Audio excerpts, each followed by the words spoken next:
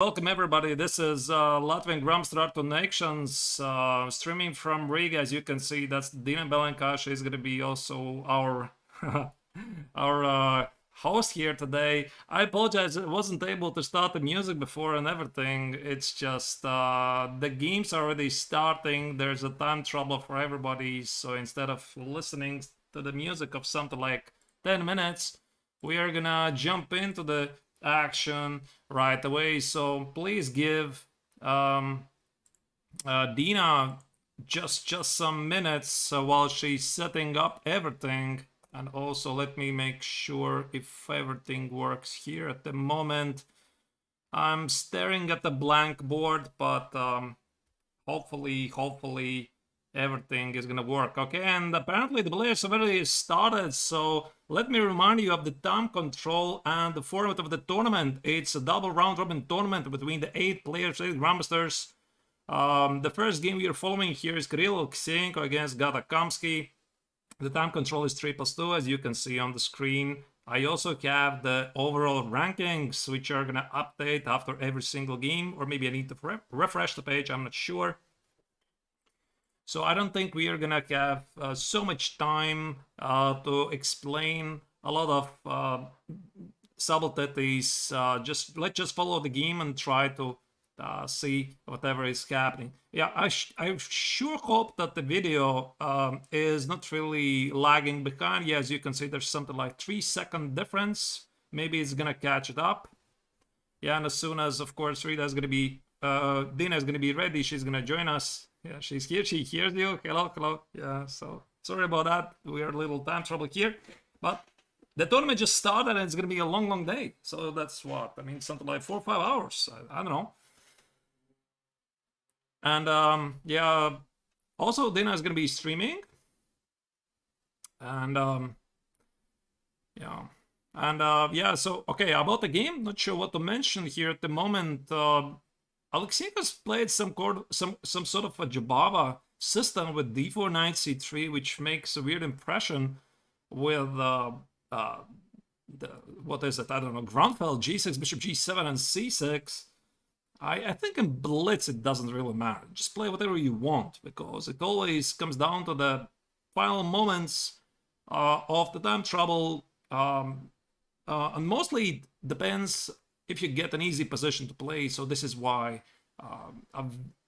very experienced players are usually concentrating on simple to play openings. For example, I'm pretty sure that Sarin is going to play something like b3 very quickly. Megan, I can try to have a peek. No, he's playing this time with black, at least the first game. And so there are 4 games in parallel. We are able to follow just one game on the screen.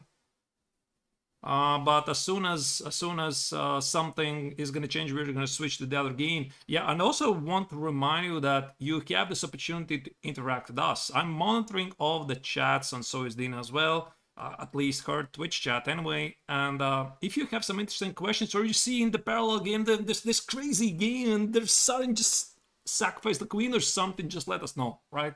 Because we can just see one game. Just one game, and if you think there's something really exciting going on in that game, we're going to switch our attention. All right, knight x on e5 was played. Welcome everybody, hope you're enjoying it. This is, I think, sort of the rest day for the players, because everybody enjoys Blitz tournaments. And they were playing the entire week the classical chess, having played already 4 rounds in the classical Grandmaster Triathlon tournament, and today it's the day when they play Blitz. 14 rounds of 3+2. I wish I was there. I wish I could play against these guys, because I love playing Blitz, and definitely I'm sure that all the players are doing the same.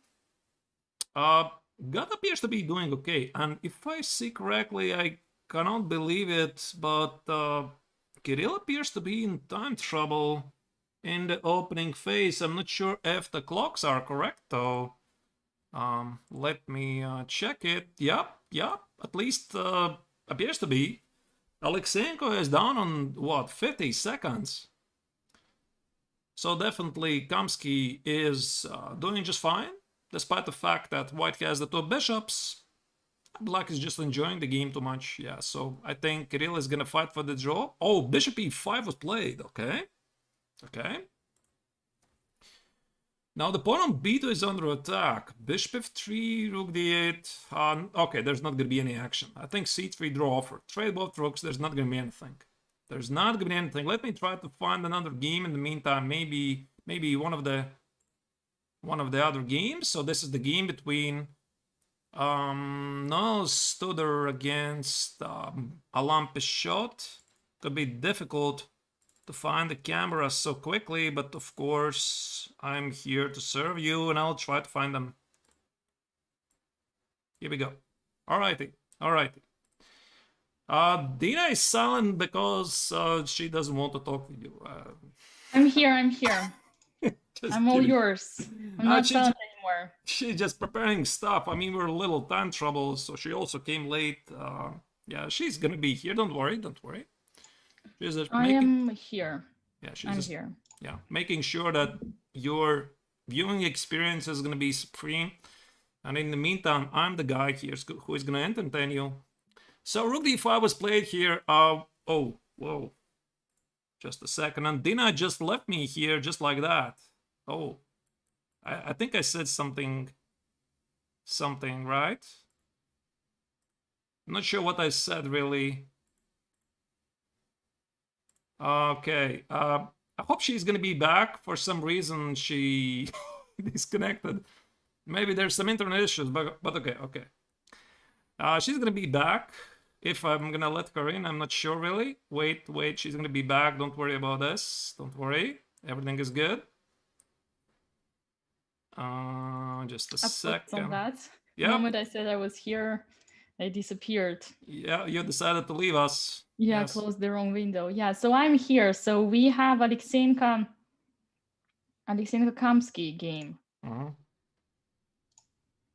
And looks like Alexeyenko is winning.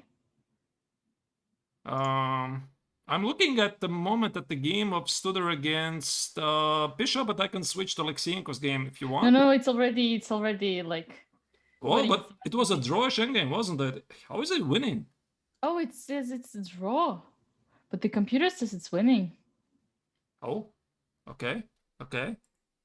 Yeah, I think it's a draw. Yeah. Yeah. By the way, maybe you can do the commentary for a while. I think I need to fix some things.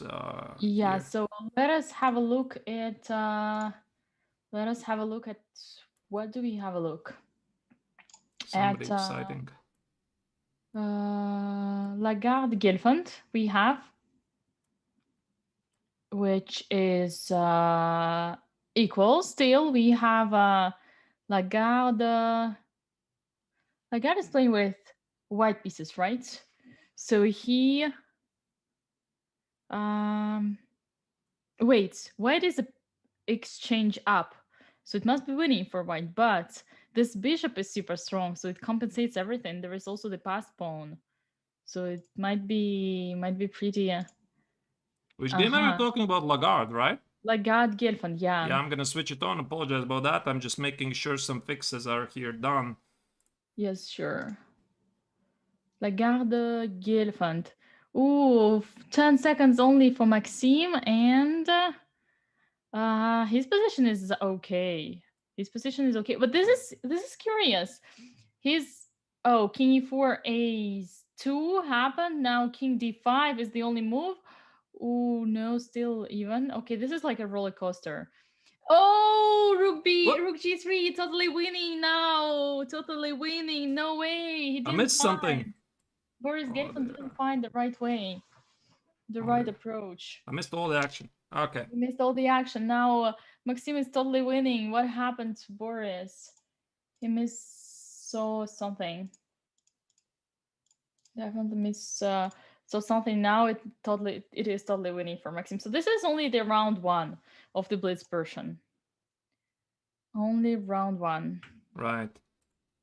And we do see yeah, it's not obvious. The position was complicated. It's Blitz. Also, it's the funny fact about Maxime is that he must be one of the strongest amateurs in chess, because he also done studies in mathematics, and I believe he also works in by his professional, something like that. Who, Maxime? Yeah. Wow, I didn't know. I thought he's professional full Yeah, time. he might be now, but he was at some moment he was one of like the strongest world's amateurs because he was doing masters, I think, or maybe he went higher. All right, I'm switching then to the game of all of my fixes are done. Vincent Kiemer against Serena Kal, and Serena appears to be winning, doesn't it? That's 2 extra pawns. Okay. Let me have a look. Sorry. This is the only game that we still have right now running of the round 1. And looks like winning, yeah, 2 pawns. Yep. I mean, and it seems like they finished. Yeah, F4 pawn is pushing. Yeah, King D4. I think that was an illegal move, but pretty sure that. I don't know how do you get it. In the meantime, you can see the standings. At least on my screen here is that Boris Gelfand scored a victory. Serene Peshot also won. Alexeyenko Kamsky was a draw, which I sort of suspected. I don't know what your computer was showing there, Dina, but I left it out of boredom. I thought this is so boring draw. There's obstacle, bishop, middle game. Both rooks are trading, and I just left it too early. All right. So yeah, maybe this is a little time for make an introduction. I can. Yeah, we can always make an introduction. There is no late time for it. Yeah, so with me here in the studio is Dina Belenkaya. She's a woman grandmaster, streaming from undisclosed location. Streaming from somewhere. From somewhere, all right. She was doing the commentary for FIDE World Cup some days ago in Sochi, so she's here back to help me also today to do the commentary for Blitz. So very, very grateful for that.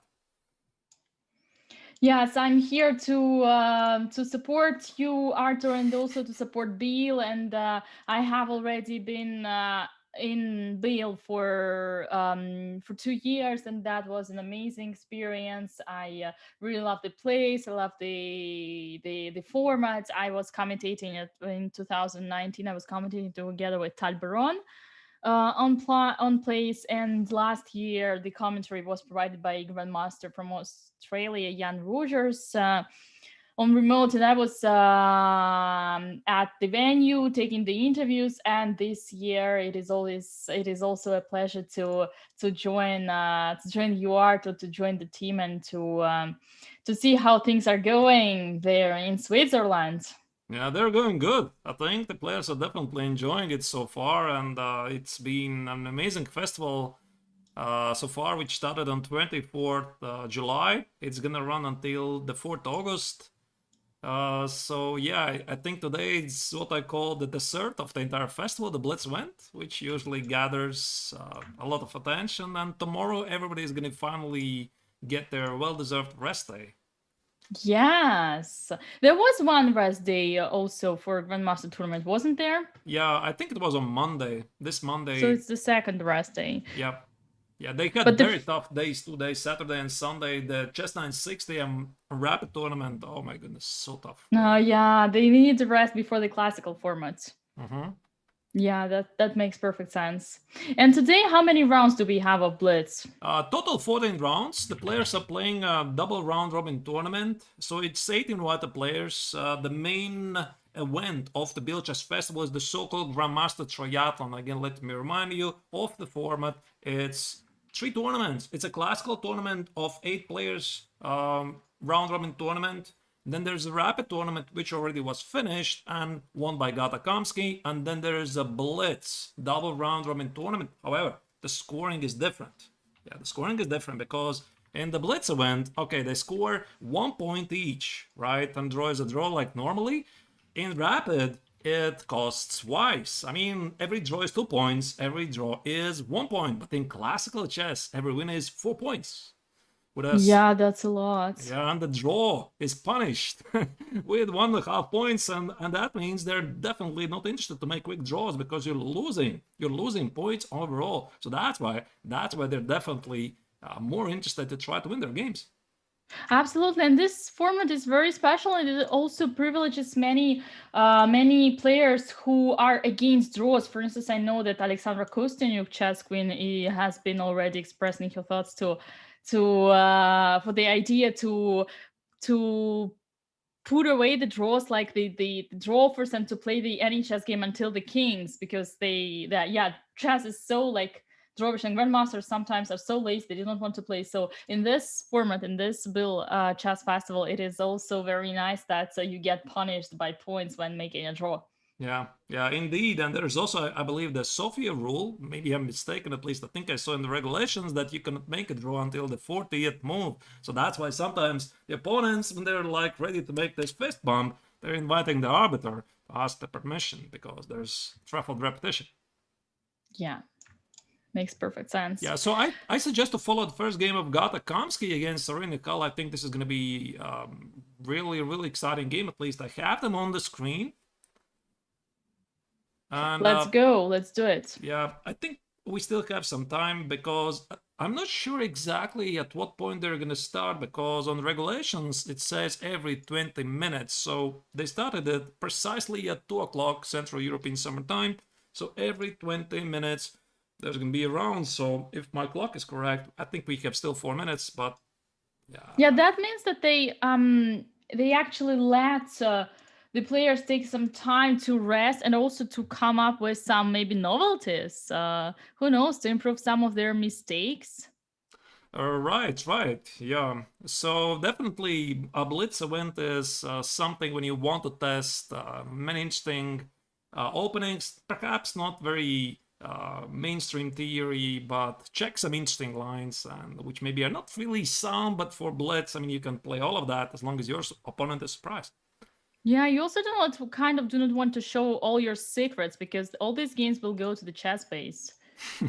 Right. Yeah, I mean, you can always play moves like b3. I mean, Saren, I think, is desperately waiting for the third round when he'll finally get the first game with white. At least in the rapid section, he was playing b3 the first move, honoring his countryman Adiban Baskaran's chessable course, and then he actually tweeted with 3 symbols, or maybe 4, first move b3. So yeah, and I experienced that personally. I was there with Adiban, and we were hiking on the just when he got knocked out by Vidit, I believe, and he played this many times b3, and also promoted his course, and he does believe in this stuff. It is very curious to see a player of such a high level promoting such special, unusual opening. Right. I mean, it's definitely quite interesting. I mean, from my own experience, I can tell that I've played it a number of times myself, mostly in online Blitz, and it's not so easy. Not so easy for black to counter because it's very easy to play. So I guess the next third round we're going to start with Sarinikal's game, and I'm pretty sure we're going to see b3. Here, I don't know what to expect. b3, okay. Makes sense. Makes some sense. Yes. Also, who do you think, Artur, is going to be a favorite in this Blitz portion? That is a very good question, Dina. I don't know. I suppose that the younger generation are going to be the favorites. So Sarynikal is a beast in online Blitz. I don't know really, is he going to be able to show this over-the-board Blitz? I assume he is. Maybe from the younger players... Winston Kiemer, Maxime Lagarde, I don't know. Although we don't have to obviously write down the older generation, but the younger players usually tend to be faster. But I guess we'll see. Yeah, and also I was wondering how many players do we have from the World Cup? There are so many faces that I have seen a couple of weeks before. 4, at least in the Grandmasters tournament, and if my mathematics up to 8 is correct, then it's 4. I did not count the players in the Masters tournament, because in the parallel of the main event, the Grandmaster Triathlon, there's also the super strong Masters Open tournament, or the MTO. And I think I saw many very strong players, and some of them were playing in the World Cup as well. But I mean, I didn't count them. All right. Yeah, makes sense. Yeah, so I think they're patiently waiting for the start. Quite strict regulations. I mean, I have played sometimes in tournaments when everybody's ready. We just start the next game. But you know, I really like it. No, not here, not here. Definitely not here. No, that would be too informal, I would say. No, not for such a historical event as Biel. I mean, what is the history of this place? No, of course not. 54 tournament in Yeah. total. So D4 is played by Gata. They have started to play London. Wow, you play London Blitz as well. Okay, Gata. Gata already played a couple of Londons in the tournament before. He played D4 against Boris Gelfand in the previous round. So he employed a very interesting idea, the C4 pawn sacrifice. Knight E5 got a very nice position. And then he was playing in Rapid tournament as well. I seem to recall this game against Alain Pichot, where the Argentine Grandmaster misplayed it. And Gata was able to win it. So Gata definitely knows this position.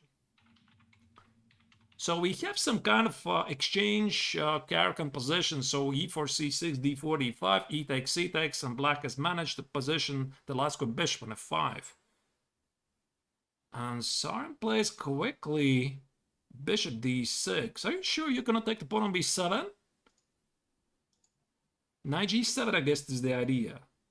Aha. Queen b7, knight g7, bishop d6, queen d6, queen b3, rook b8, queen a3 takes, and the black is good.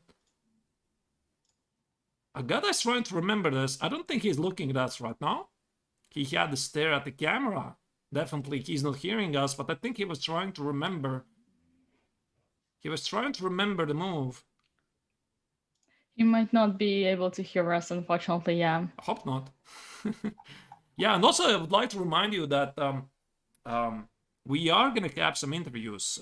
So the original plan for today is that there's going to be an interview with the winner of the tournament at the end.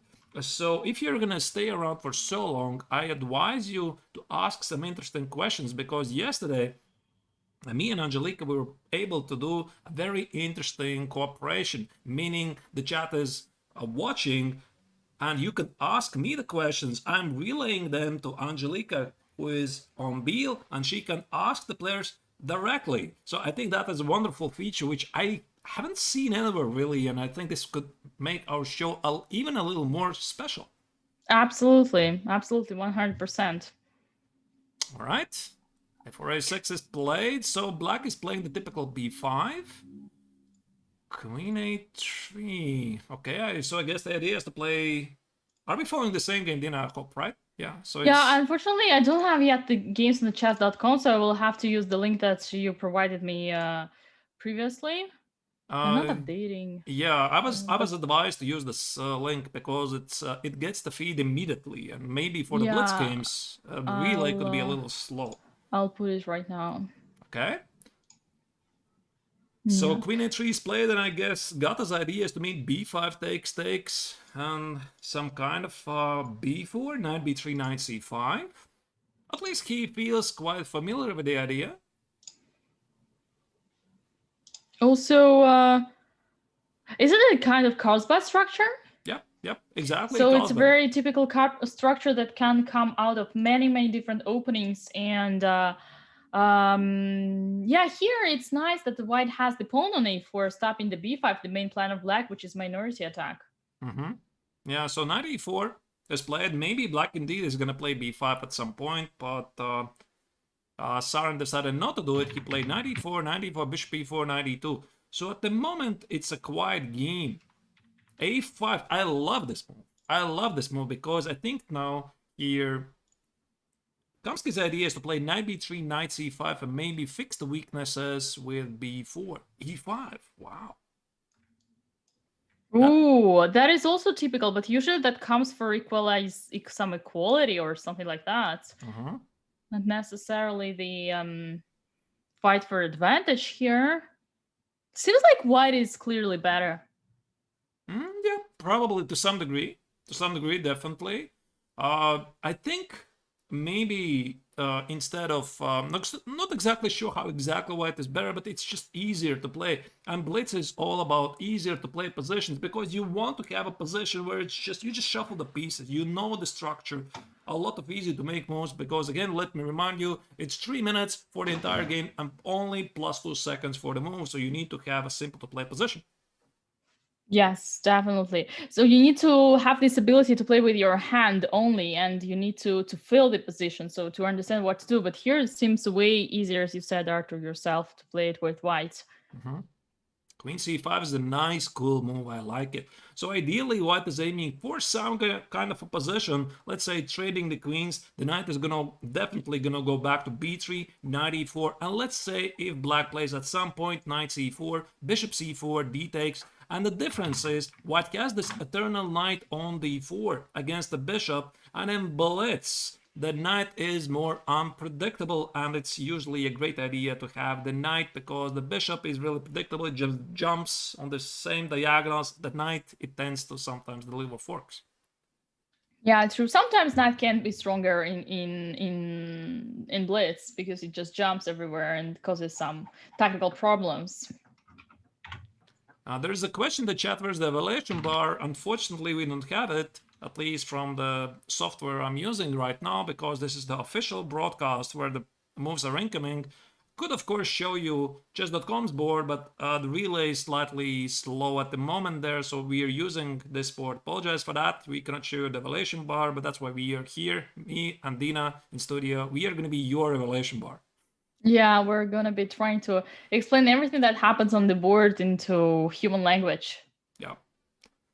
Right, bishop f3 is played. So, yeah, indeed, white is pushing here. So Sarn is down in 20 seconds. Quite an ugly position, to be honest, in terms of simplicity. Knight c4, queen b4. I think both players are going to include h3, h6 at some point. Knight e5, okay. 95. Knight c6 must be the idea to eliminate this knight. Rook e3. Yeah, also hoping to improve the pawn structure. Oh, I like rook e3. This not only attacks the bishop on d3, but also rook e1 and attack the knight on e5. Oh, this is very nice. So Sarah's in a huge time trouble. He plays knight c6. Wait, it's not a blunder? Knight c6, rook e3. Brrr, I don't know what's happening. Rook e8, rook takes e8. Knight takes c6. Where did you think it was a blunder? No, I thought maybe start with knight takes on c6. But black would have the intermezzo rook takes on e3. So the Indian Grandmaster shows very fast calculations. I mean, he is young superstar from India. He is definitely calculating the lines very, very quickly. And he is very fast. No, the bishop on e4 is very nice for black because it doesn't, in a way, it doesn't let white attack the weakness, the only weakness that black has. Yeah, Gata misplayed it. He misplayed it clearly. He allowed to play bishop e4, and now bishop e2 was impossible because bishop takes on g2, the bishop on e2 wouldn't be under attack. So I think Gata is trying to play here slightly carefully. I don't think there's going to be anything happening. There's a rejection. I think both players are smiling about something. No, that's a draw. That's a draw. Okay? Yeah, that's a draw. They're still playing and smiling about something. I guess there was a draw offer and somebody kindly declined. I don't know what happened really there. Yeah, that's a draw. That's a nice one. And we have the arbiter putting the kings. I don't recognize this arbiter. Yeah, usually it used to be Mr. Lauren Freud, but unfortunately he is the chief arbiter at the World Cup right now. Okay. I'm switching to the game of Alain Pechot against Maxime Lagarde. I think I've been pronouncing his last name wrongly for the entire festival. I apologize about that. I mean, Dina, you're speaking French, right? I mean, I don't speak French.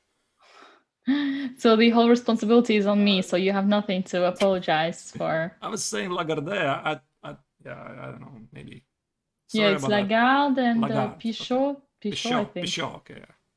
Yeah. So my French is really limited. So now we're Alain was in the World Cup as well. I remember him. Who, Lagarde? No, Pichot. Alain Pichot, yeah. Yeah, definitely he was. He was playing against... who was he playing against? against somebody very strong, but I don't remember it. Yeah, he was playing. Yeah, I could check that later if needed. All right, and Pichot wins the game. Yeah, nice. Vincent Kiemer also has won the game. Let me maybe show you the standings overall. Please, those of you who are watching my stream, because Dina is also streaming at the same time. Yeah, but I don't have the fancy cameras. So if everyone who's watching from my channel and you want to see the players themselves, I do invite and encourage everyone to go. I can make a squad stream if you want. They can switch between the streams. Yeah, that's a nice idea. Just a second. I'm gonna send you an invite.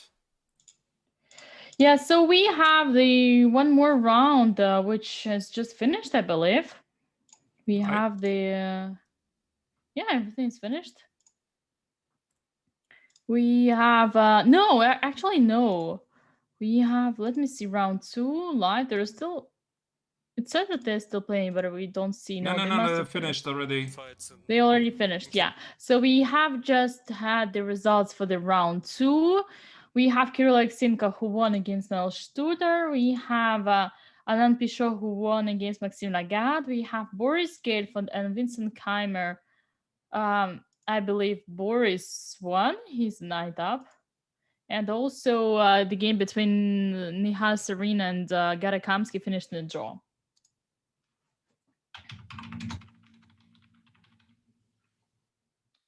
That's it. Okay, I accept your squad. All right. Amazing. Yeah, we're in the squad. Perfect. Wait.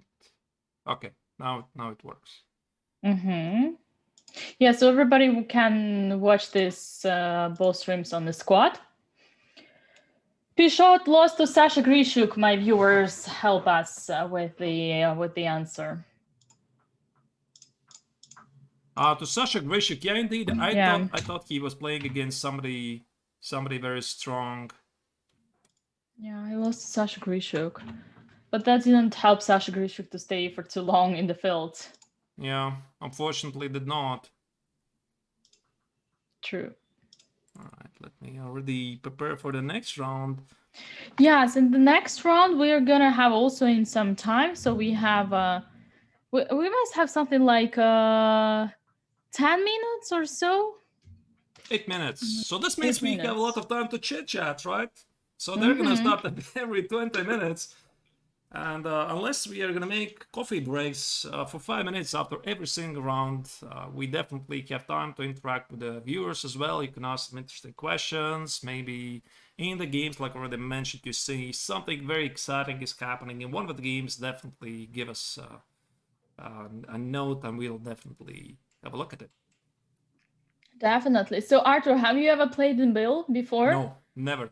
I don't think I've ever been in Switzerland, actually. Oh. Oh, never. Yeah, so let me think. Maybe I've been in the airport. I'm not sure, but it doesn't really count. You must have. With all the tournaments that you had, you must have been. I haven't played in Switzerland for sure. Now this I know. But I might have been in Zurich airport, flying through. Yeah, but it doesn't count, right? It doesn't count. No, it doesn't. Yeah, so I'm streaming from Riga right now and doing the coverage for the festival. I was doing the coverage for the Chess 960, Rapid, the classical tournaments, and we'll continue to do so. But from Riga, not from Biel. Maybe that's gonna change the next year. I don't know. Yeah, well, in any case, you have the perfect setup. So you have the cameras, you have the players, you have all the layout, and you also keep the self-isolation. You know, it's not that bad. Not that bad at all, indeed. Yeah, not that bad. You follow the rules at least. Yep, definitely. As we say.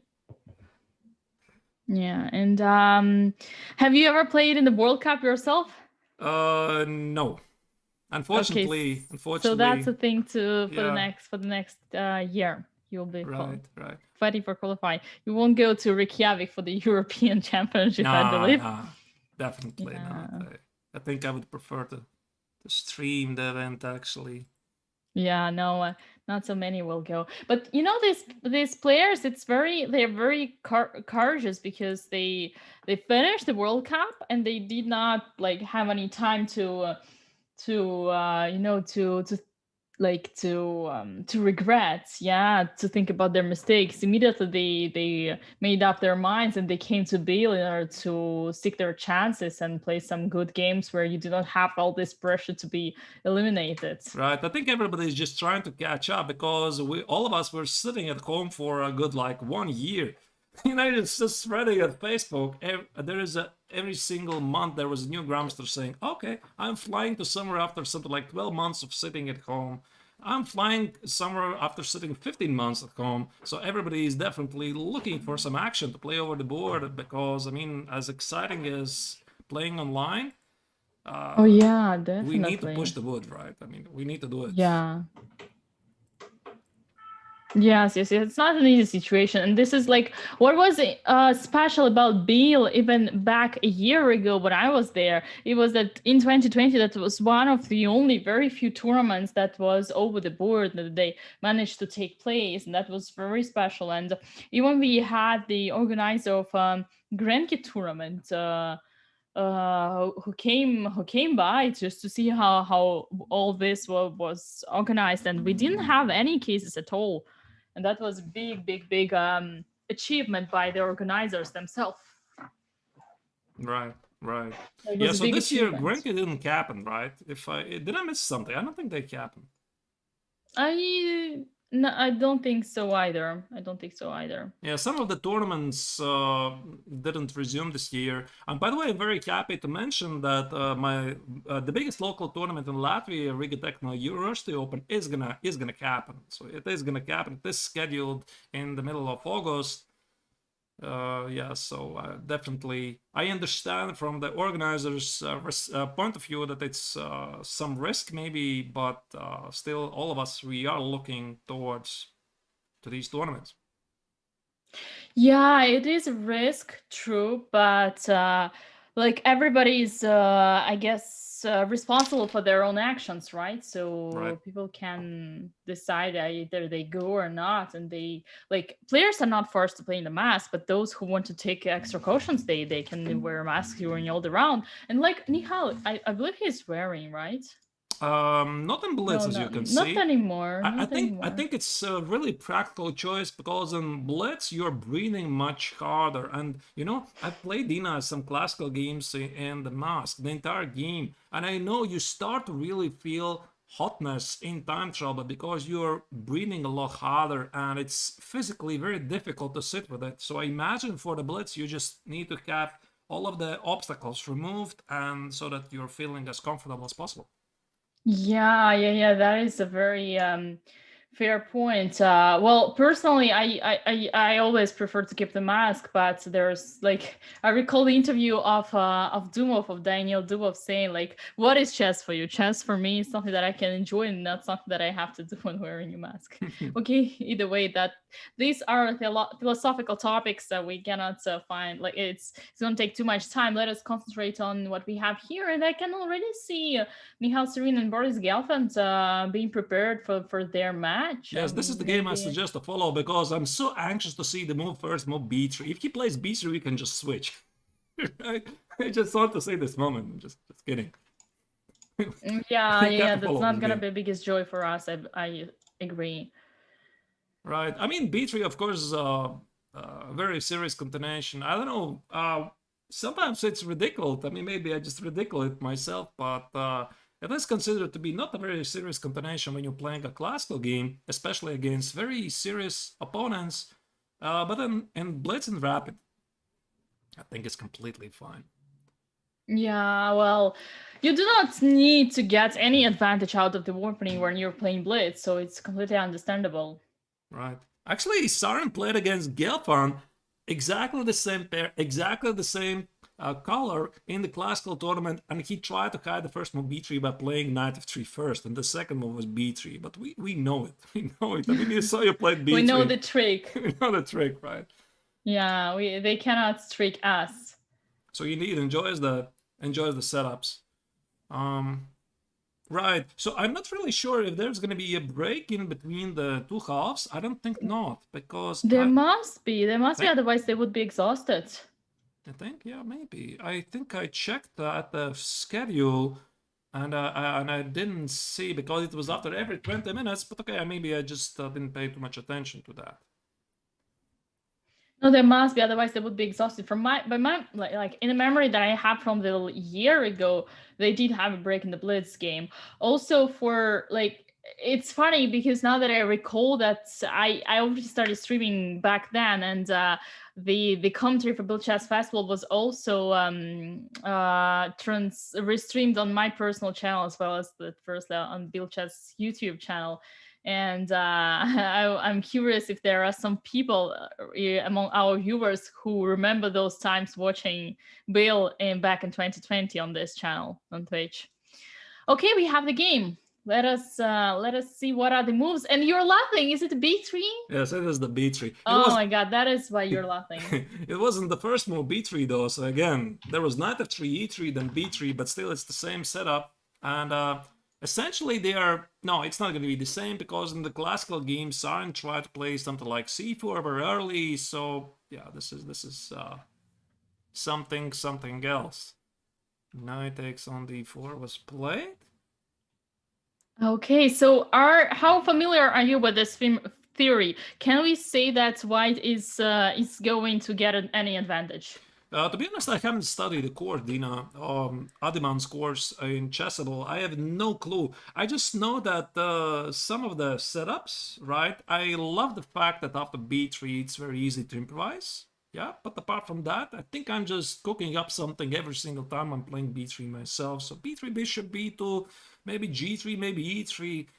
And I mean, playing Blitz is all about improvisation, definitely. So I don't think really Nihal is showing some awesome, super deep preparation. He's just I think, improvising. Yeah, very good point. Now he's just played knight a4. We can see that it is a very good strategical move because he's blocking c5 square and he plays against a6 bishop. So it could be nice to see him putting that bishop there. Right, indeed. Yeah, after knight a4, Neiksans c4 was played by Gelfand. Now that is quite an interesting choice. So he gives up the center in order to activate his pieces. Maybe try to get to the pawn on c4.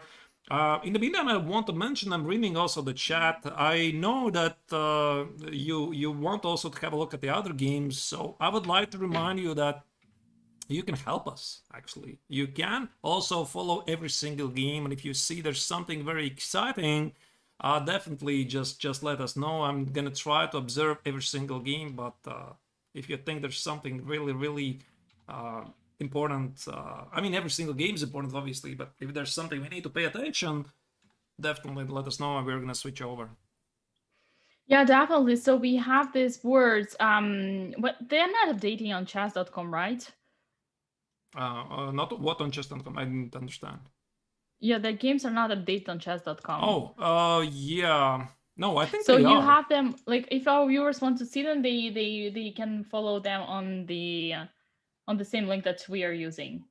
Wait, that is actually a very good question. You know, I'm gonna very quickly check it. Yeah, I think we should just send the link to into the chat so that our viewers can follow the games as well.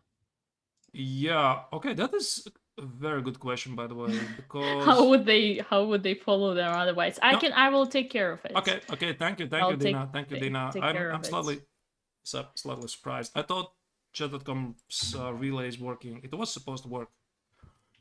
All right, maybe let's switch to another game. Otherwise, we're just looking at Sarin's game. So there was a request to see Winston Kiemer's game. Maybe this is exactly what we're gonna do. It's Kiemer against Alain Pichot. And I'm gonna find the feed as well. Okay, here we go. Yep. So Winston Kiemer, right? I think this is the right way in German. I think they pronounce in German. There's so many ways to pronounce it. I mean, Kiemer, I think it's in German. Kiemer is in English. Right. Yeah. So Winston against Alan, and we have here symmetrical structure, but with a pawn up for white and 2 bishops. Oh, well, that is a lot. That is a lot of advantage. Yeah, indeed. Pawn And up. white just managed to play bishop d3, bishop c3, making sure not to miss any forks on f3 or d3. So definitely white is too much enjoying this position. So something like rook d1, try to play bishop g2, bishop f1, maybe try to trade away pair of bishops, get the king to e2, and then show his amazing technique. Bishop c4 was played. I think white is quite happy to simplify the position. He can play rook d1. Oh, bishop g2, okay. As I didn't expect. Nice. My chat is saying they didn't get the link. By the way, I can try to send them as well. I sent it. They were, I think they were lost in Pepper's gifted subs, but but otherwise I did send it. I'll send it again. Yeah, and of course I would like to welcome everybody who is watching the stream. Since me and Dina here doing the coverage, we might not be able to answer every single question, but we are monitoring the chat. You're most welcome here, and if you have some interesting insights or questions or remarks, just shoot them away. And this is a celebration today, and let's just make the time as enjoyable as possible. Yes, we are providing the commentary. We don't have the evaluation bar, but we have ourselves, and we will be showing you and explaining you everything that happens here. I mean, right now, what we can see is that Vincent Keimer is having big joy here.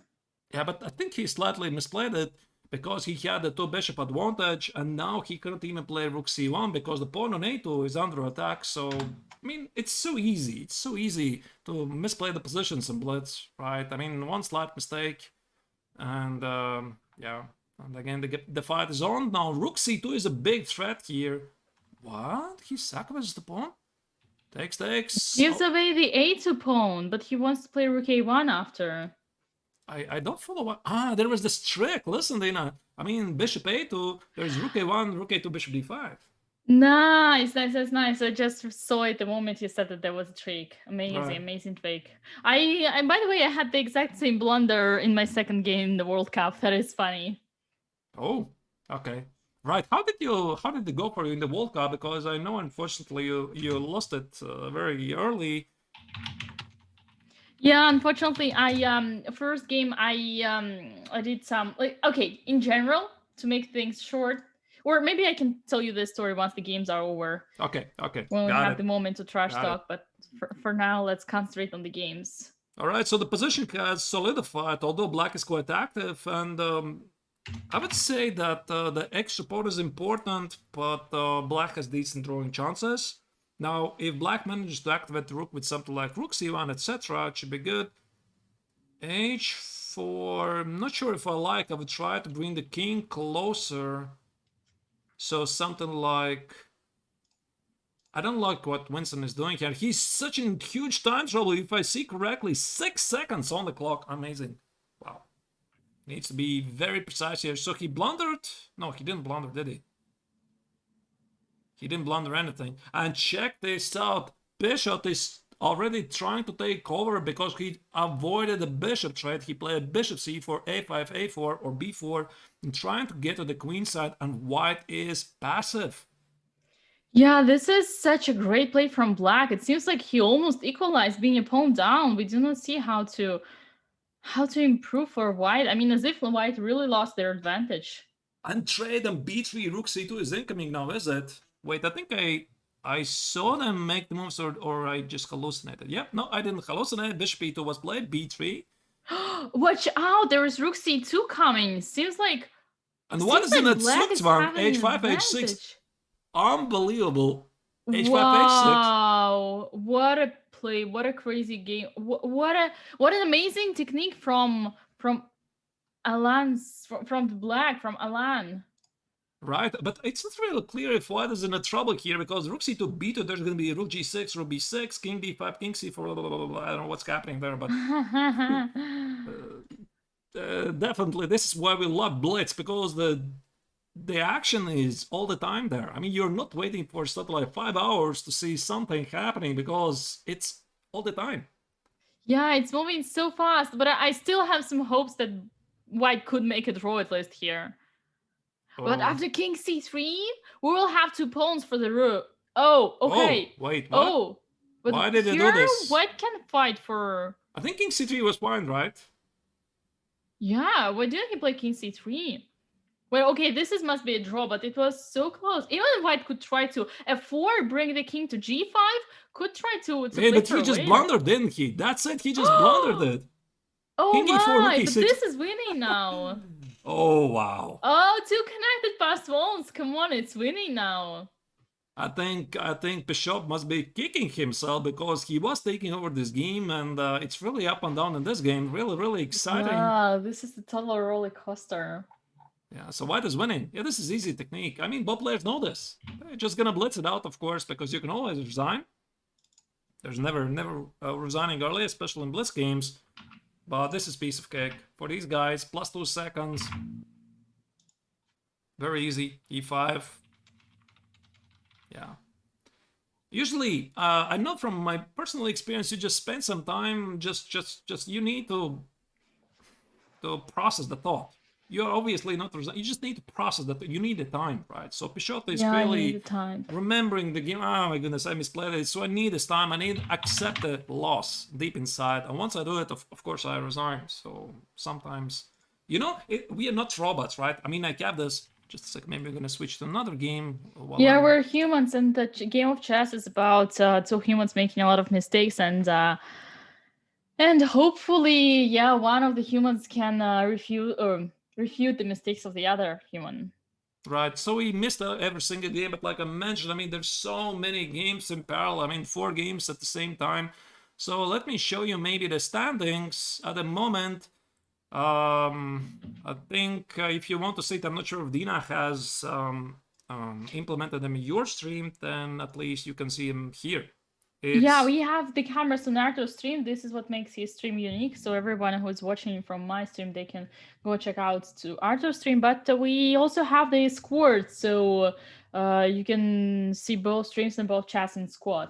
Indeed. That's the easiest way. Indeed. So if you're following it in squad stream, you can see both streams at the same time and just jump it here and there and check what is happening. We are sharing the same audio, obviously the same video, but maybe there's something you like it more at Dina's. Maybe there's something you like it over here at my channel as well. Let me again remind you, we're streaming on 3 channels at the same time. So it's my Twitch channel, there's the squad stream with Dina, then there's also Biel's Chess Festival's YouTube channel. So if you like it, please give them a follow, press a lot of likes, and also Biel's Facebook page. Yes, and also subscribe to Biel's YouTube channel. Right. So we missed other games from the round 3. Were there something extraordinary? What are the results? Yeah, maybe I can show you very quickly. Yeah, by the way, this is what we can do. We are not supposed only to chit chat for 8 minutes. We can show what actually happened in the previous game. So maybe the game of Noel Studer, he beat Kamsky. Okay. So that was beat Kamsky. Oh, that is a great achievement for Noel. Indeed. So very tricky exchange. Slav f4 with some ideas to play knight f3. Oh, I cannot draw arrows, obviously. I'm so used to right click. I want to draw arrows, but nah, it doesn't work here. Okay, short castle, knight f3, f6, short castle, bishop d7, queen e1. We are gonna have to like synchronize this. Dina, right? Yeah. I'm following.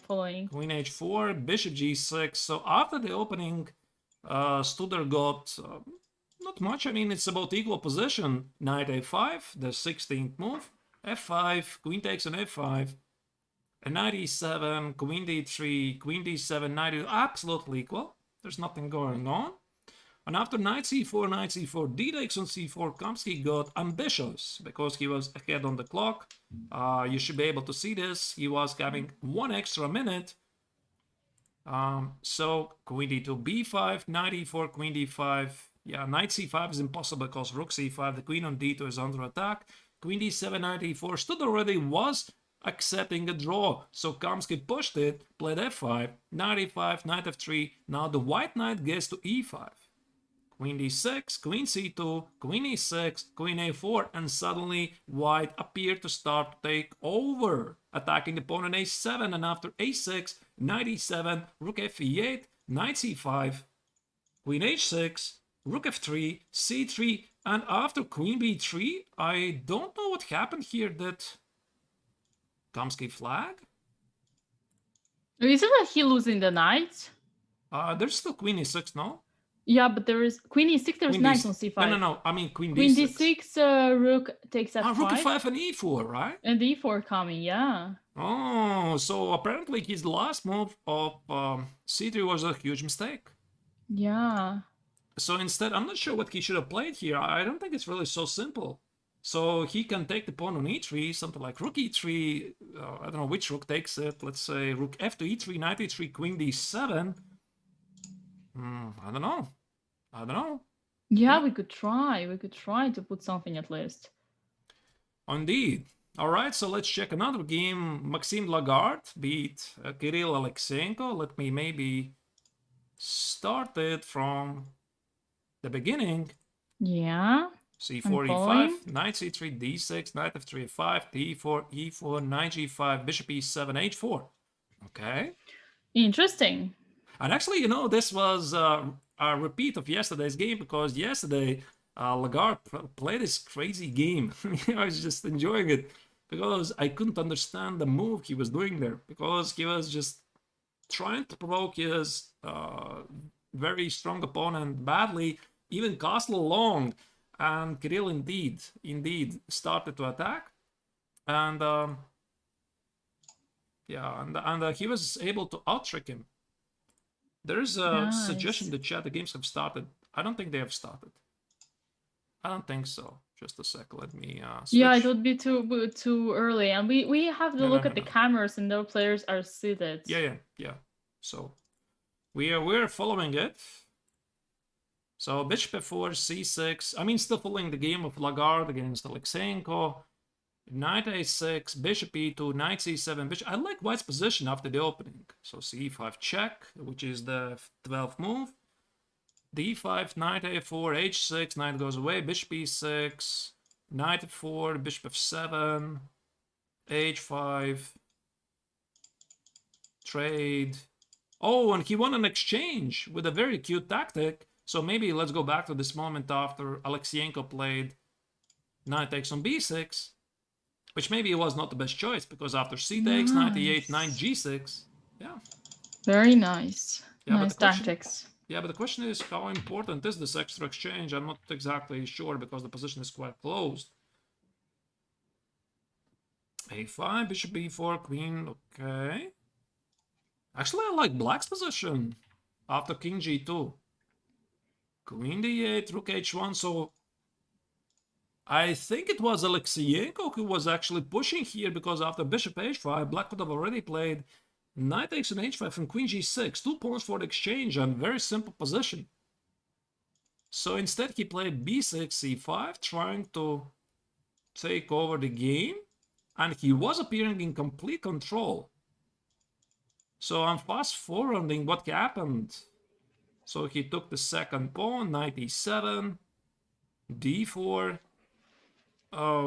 Black is completely outplaying white. I'm not sure what happened here. King g8, queen c4, 47th move. Rook f1, d3. Maybe it's a wrong result. Rook e6, rook f4, e3. Oh. Do you think so? Rook f6 was a huge blunder. Rook takes on e7, blundering bishop e4. Oh, but wait, what did he expect? It's certainly not Rook takes on f3? e7. I'm pretty sure. Oh, yeah, but okay, that makes sense. You expect bishop takes e7, yeah. Yeah, makes bishop sense. e7, bishop e4, and Lagarde simply collect all of the material, and that's it. Yeah, and that's it. So he... Oh, wow. So this was a huge loss for the Russian grandmaster, because I think it's a big pain. I can relate to this, because he was taking over the game. He lost this exchange. Maybe it was even a deliberate sacrifice. Yeah. Maybe he even exactly. sacrificed it for the sake of simplicity. Again, it's so important to have a simple to play position. And again, let me go back to this crazy moment when he outplayed the French player and this rook f6, threatening to play rook f3 check, and he missed rook takes on e7. Oh my goodness, this can happen. Yeah, this is such a, let's say, an easy tactics, right? Yeah, so the next game indeed has started, so we are gonna have to switch it. Maybe we are gonna follow Alexeyenko's game because we're just... Yes, it's been a while we sharing his haven't pain. covered his game. Right. You deserve some attention as well. Yeah, okay, 97. Wait, what was this? It was the Caro of d3, right? You know, this reminds me of I think it was the Rapid tournament when Pichot was playing against Kiemer, and he played exactly the same line. So, you know, I think the bottom line of this variation is that with the youngsters to the endgame. I think so. I mean, I just cannot explain it why they're playing this endgame. They must be feeling confident, both Alexeyenko and Pichot, that they have better chances in in-games, because, I mean, Vincent is still very young, although quite experienced for his age, and they're trying to use this opportunity to go for endgame. Try to outtrick his opponent. Probably, I'm not sure where this saying originates. Maybe Dina, you know it. With the youngsters to endgame. Was it the Soviet chess school, or maybe from somewhere else? How does it say? How does it go? In Russian, it sounds better. With youngsters to the endgame. Oh yeah. С молодежью в эндшпиль. Yes. Yeah.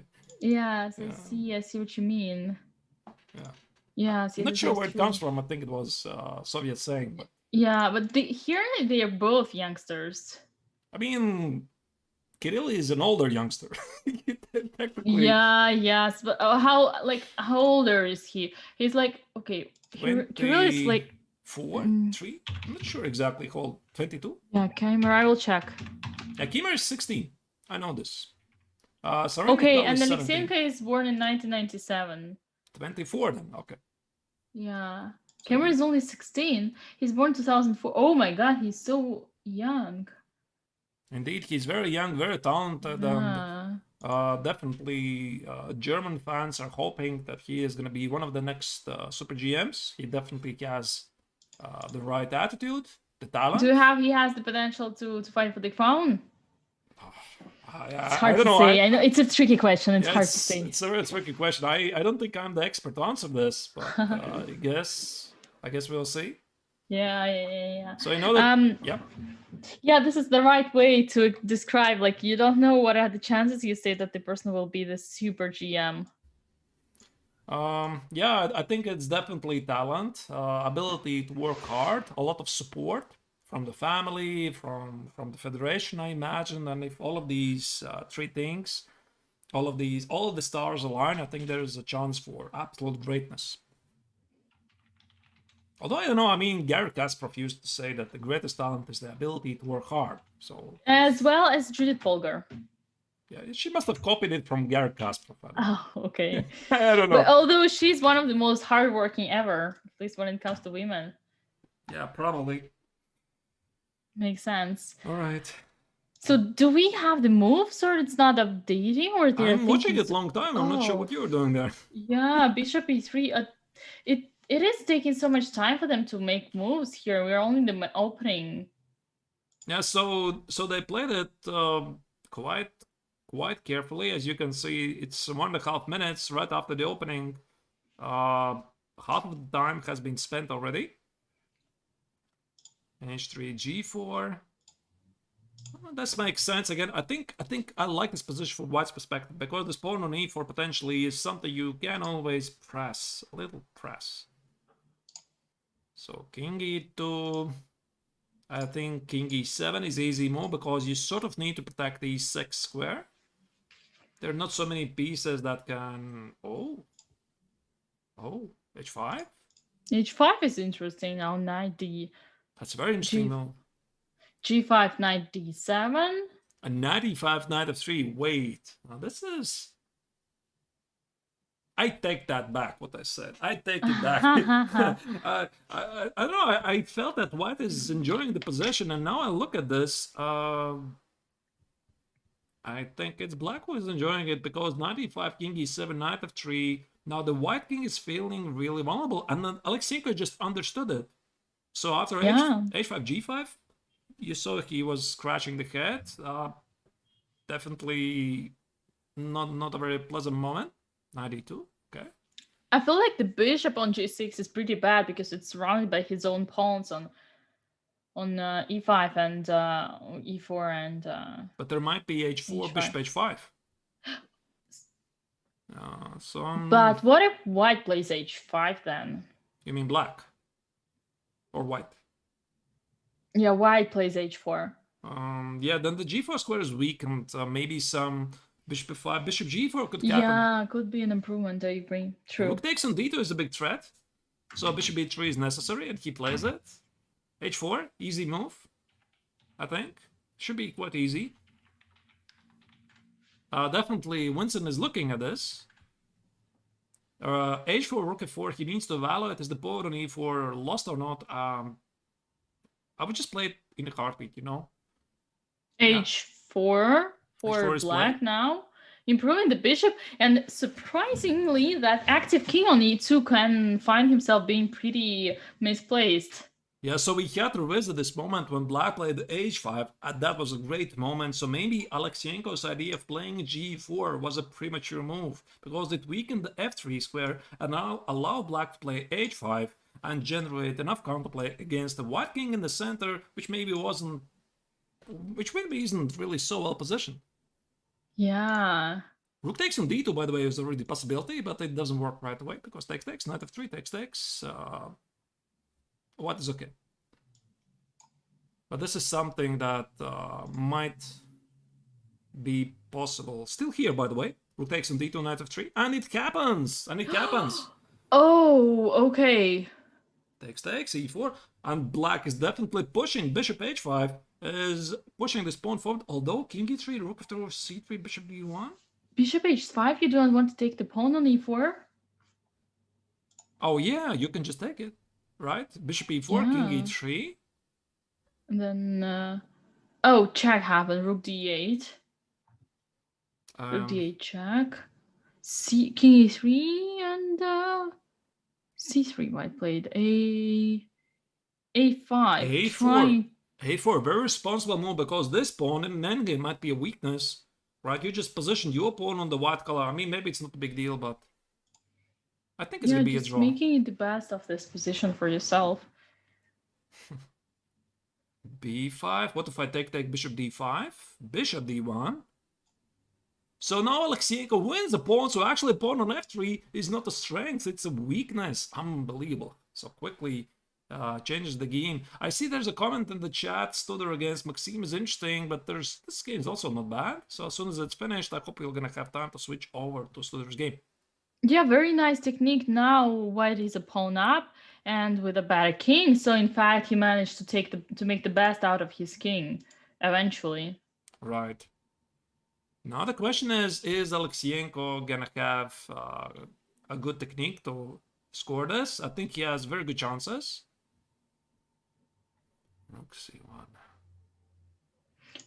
Rook c1, trying to activate the rook to go behind e5 happened now.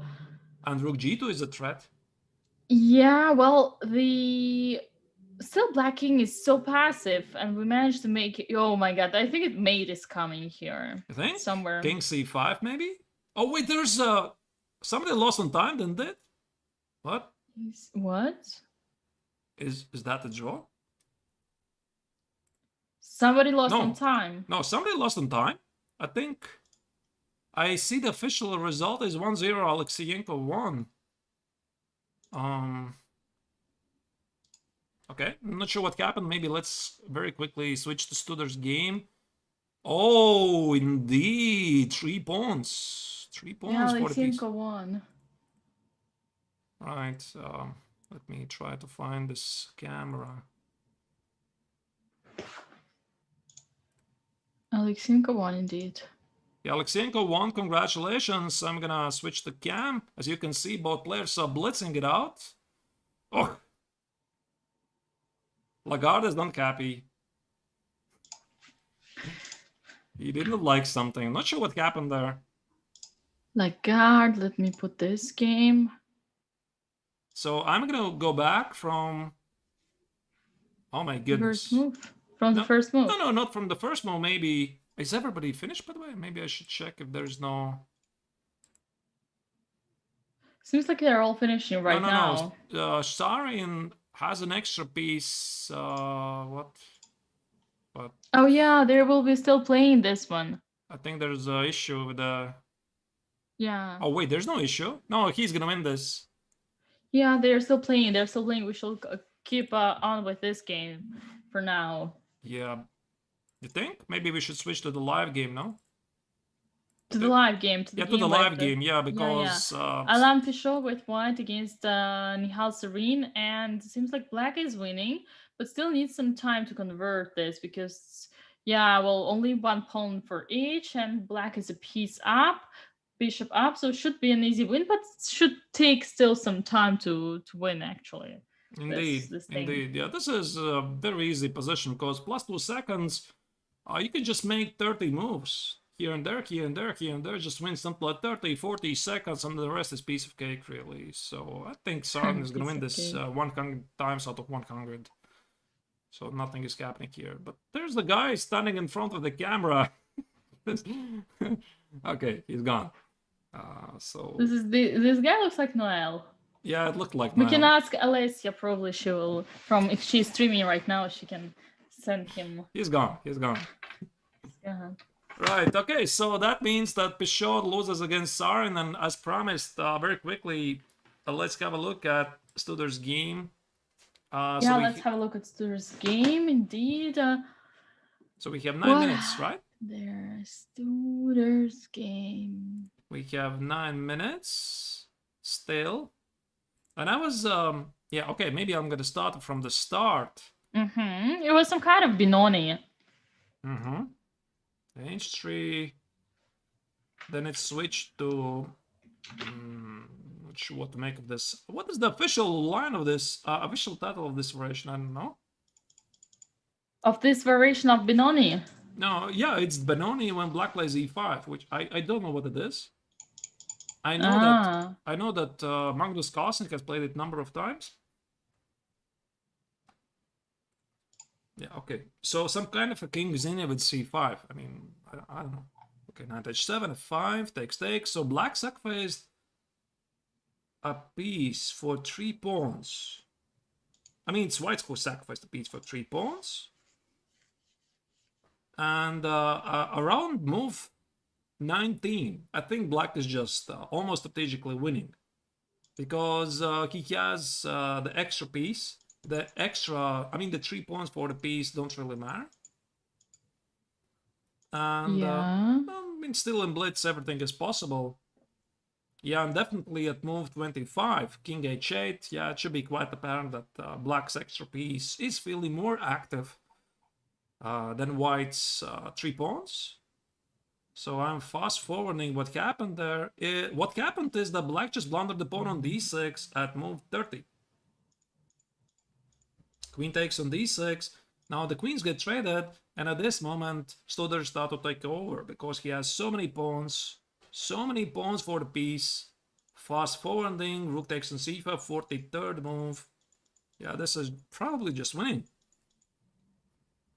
So I think Maxime was unhappy about his missed chance in the opening phase because he had this excellent position. The extra piece, the 3 pawns were quite static.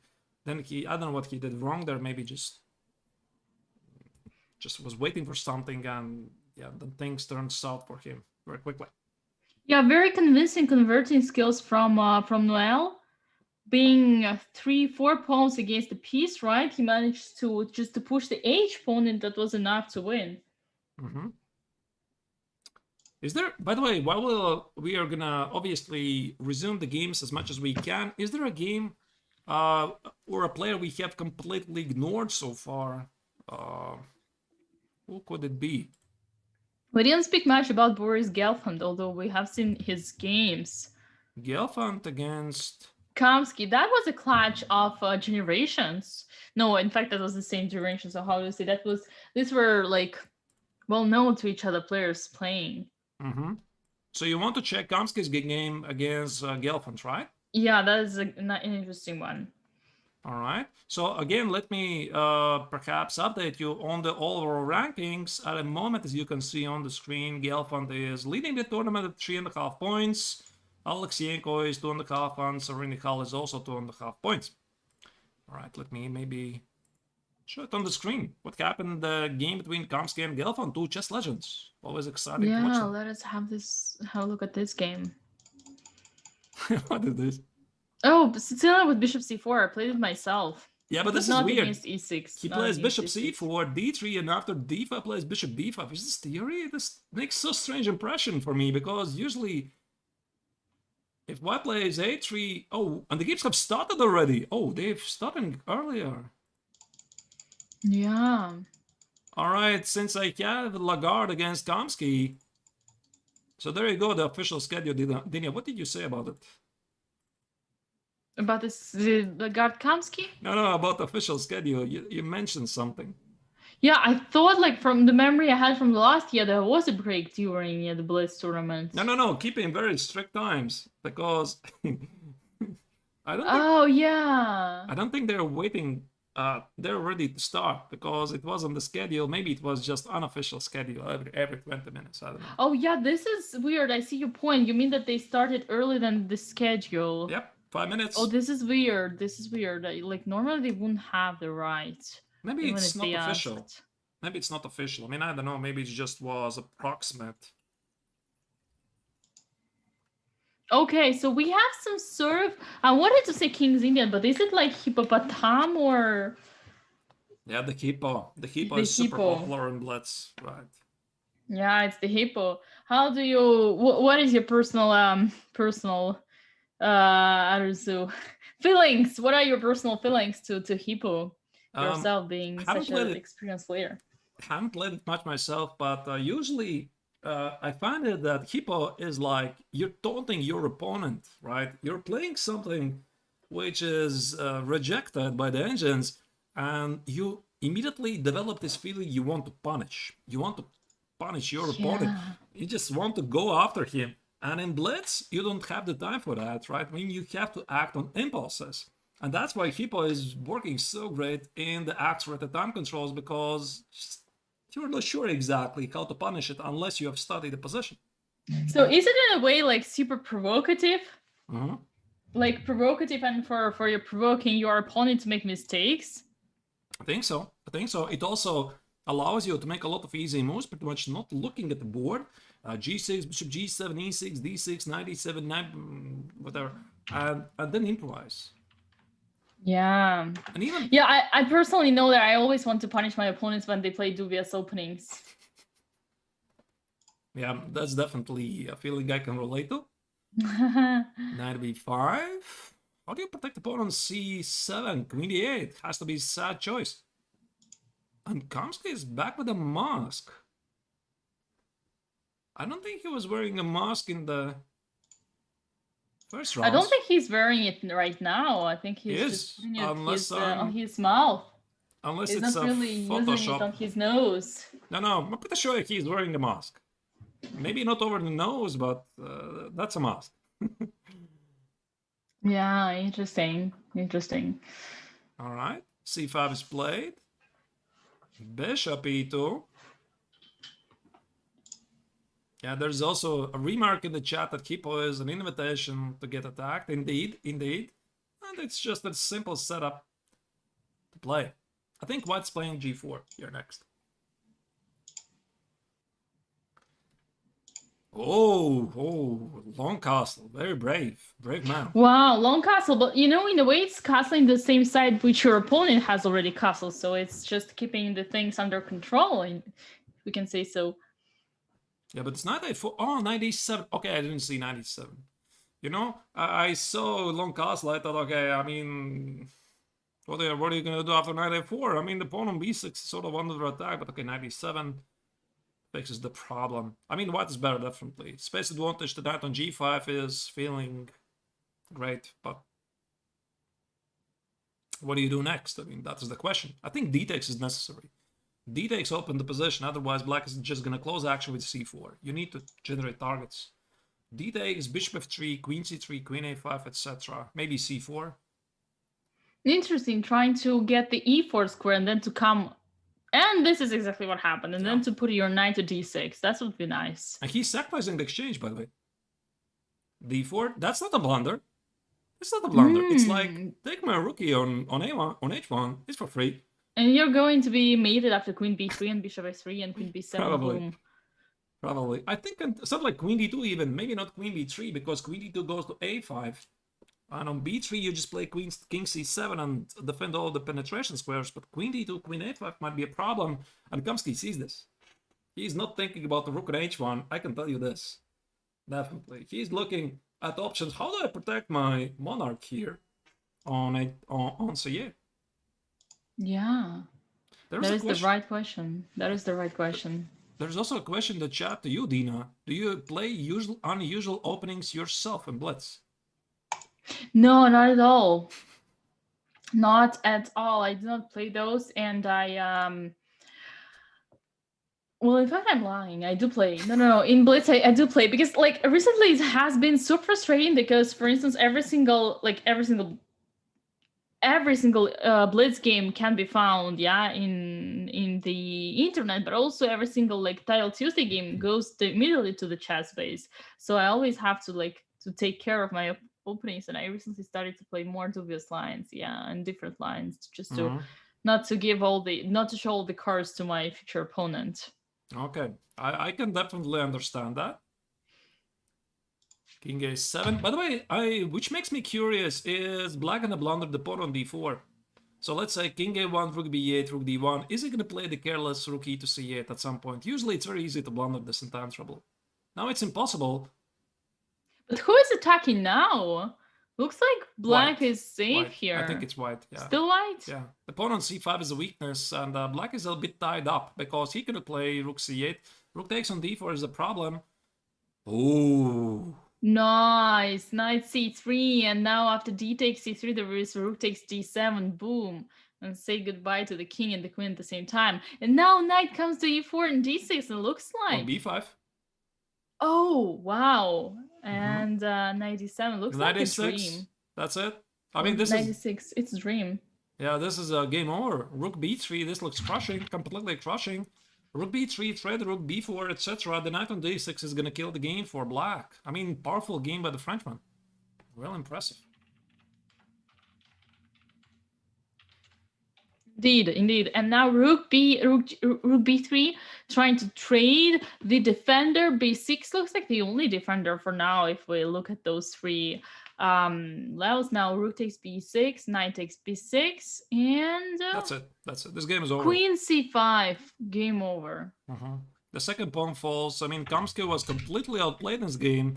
Not something we see very often, but then again, Maxime is obviously very strong grandmaster, very sharp.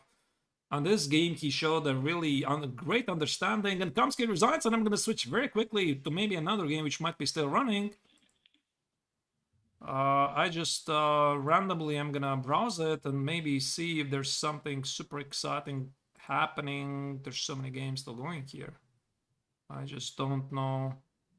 Boris Gelfand is having an extra piece, but I'm going to switch to the game of Studer against... Oh, wait, Kimmer against Studer.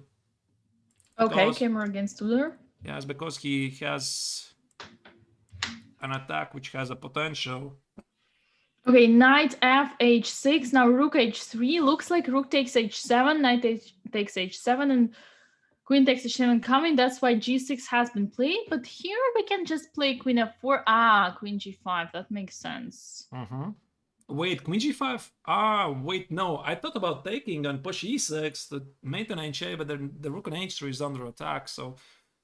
f4... Okay.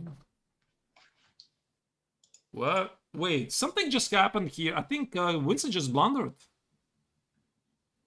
Oh, could be. Could very much well be.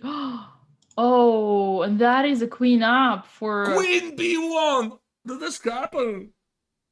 Wait. Do we have the cameras? Yeah, this happened. I saw Noel just shook his head in disbelief what just happened. He just played Queen B1, blundered the queen. Unbelievable. Oh, poor Noel. Oh Oh my dear. god, what did he do? Queen B1. Oh my boy, but what was the position if he played it? He had already, yeah, all the games have finished, so But are not we just wait, we're winning 2 pieces. We have rook c2, bishop takes c2, queen takes c2. Oh no, there is queen f2. It's not winning. so at this moment, I think it was really crazy because after Queen G5, I'm not sure what was Kimmer's idea, but I think after Rook C at F4, after Queen takes on G4, he intended to play something like King F2. I don't know what changed his mind, because after King F2, he suddenly saw something which he didn't like, so that's why he hit on the brakes immediately. So that's why he played Queen G3. This was not the plan. You don't play F4, give up the pawn, and then play Queen G3, try to beg for a draw, right? Absolutely not. Yeah, and here after Queen D1, now Studer was getting ambitious here. Maybe he should have traded the queens, but Queen B1, yeah.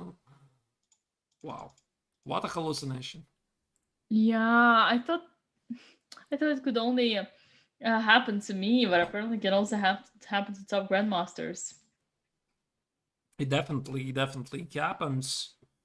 Also, by the way, you were following probably yesterday in the World Cup as well, and also there was this very crazy tiebreak match. Sergei Kryakin against Sam Shanklin, for example. Sergei blundered this bishop takes on c6 idea.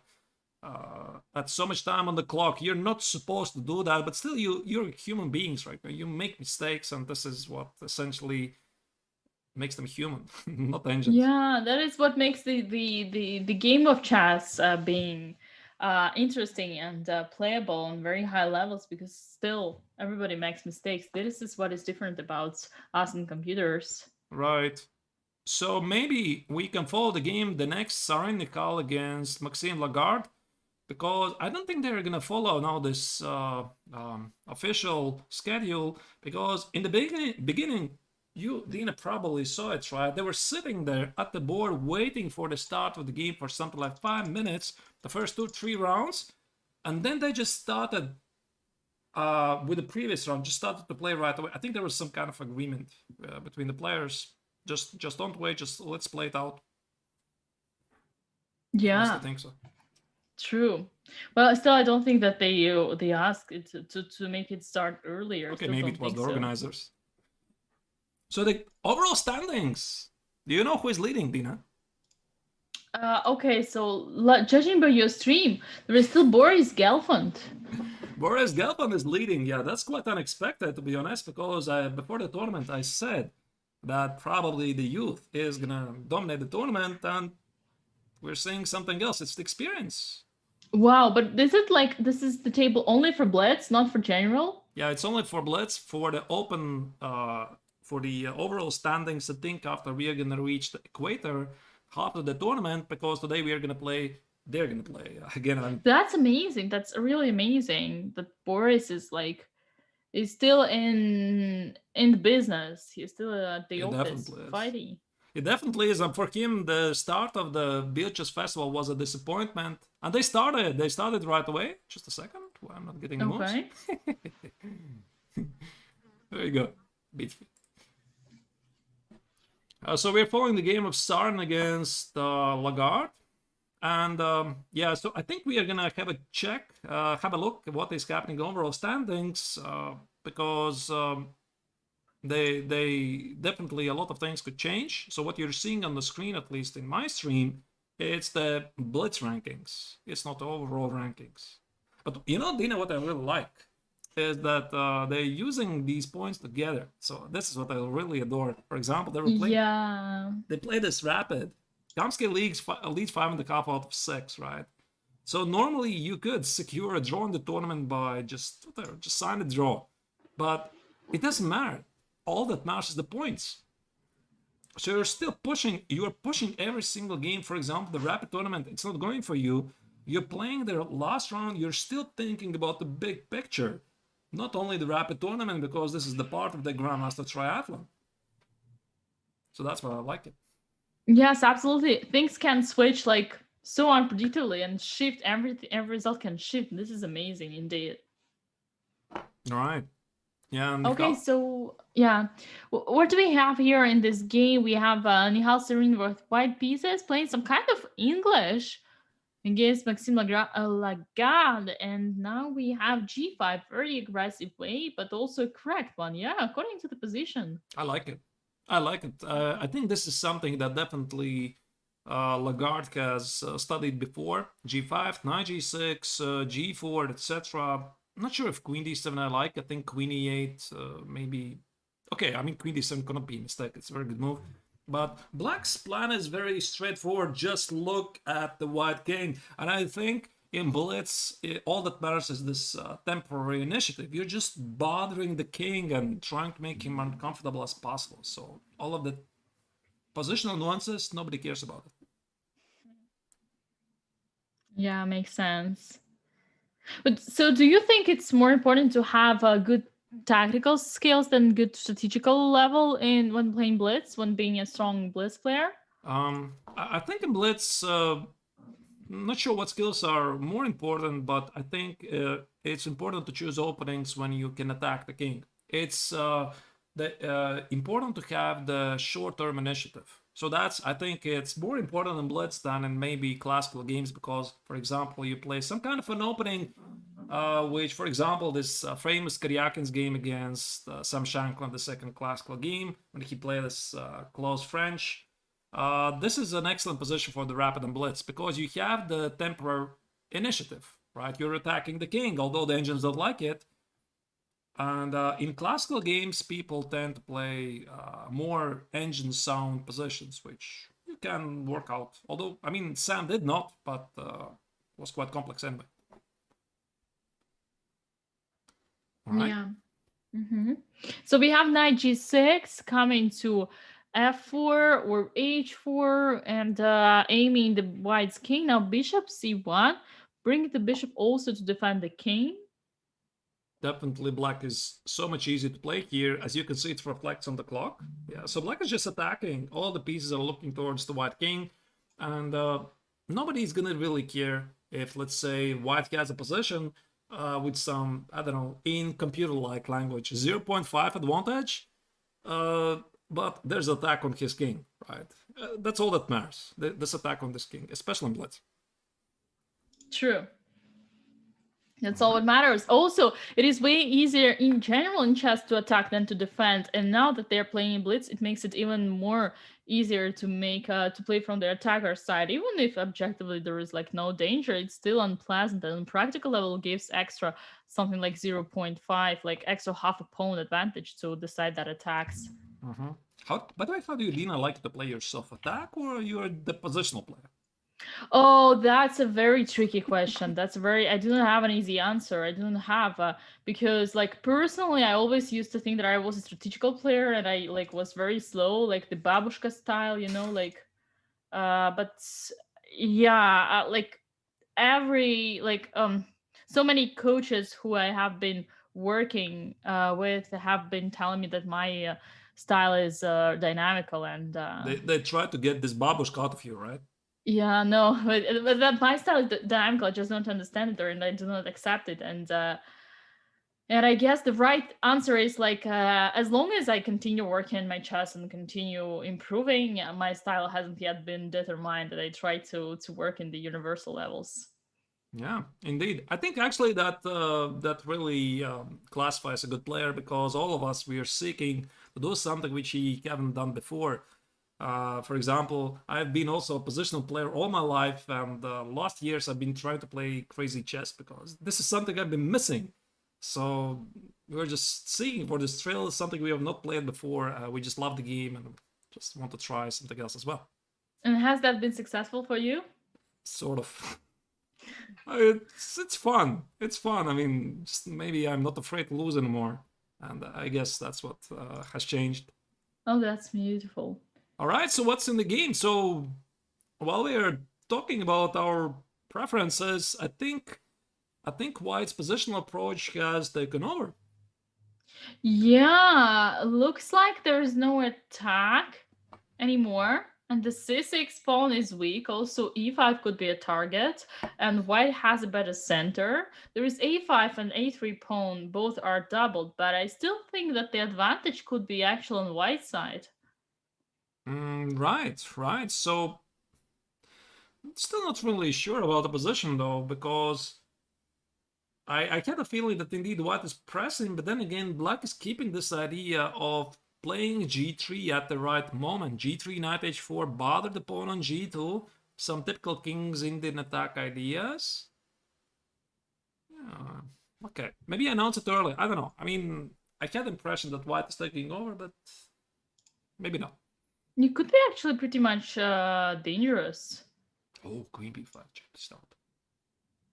Queen d5, he missed it. Sorry, missed it because he gonna play queen d1. There's gonna be e takes on d4. Thank you for the pawn, sir.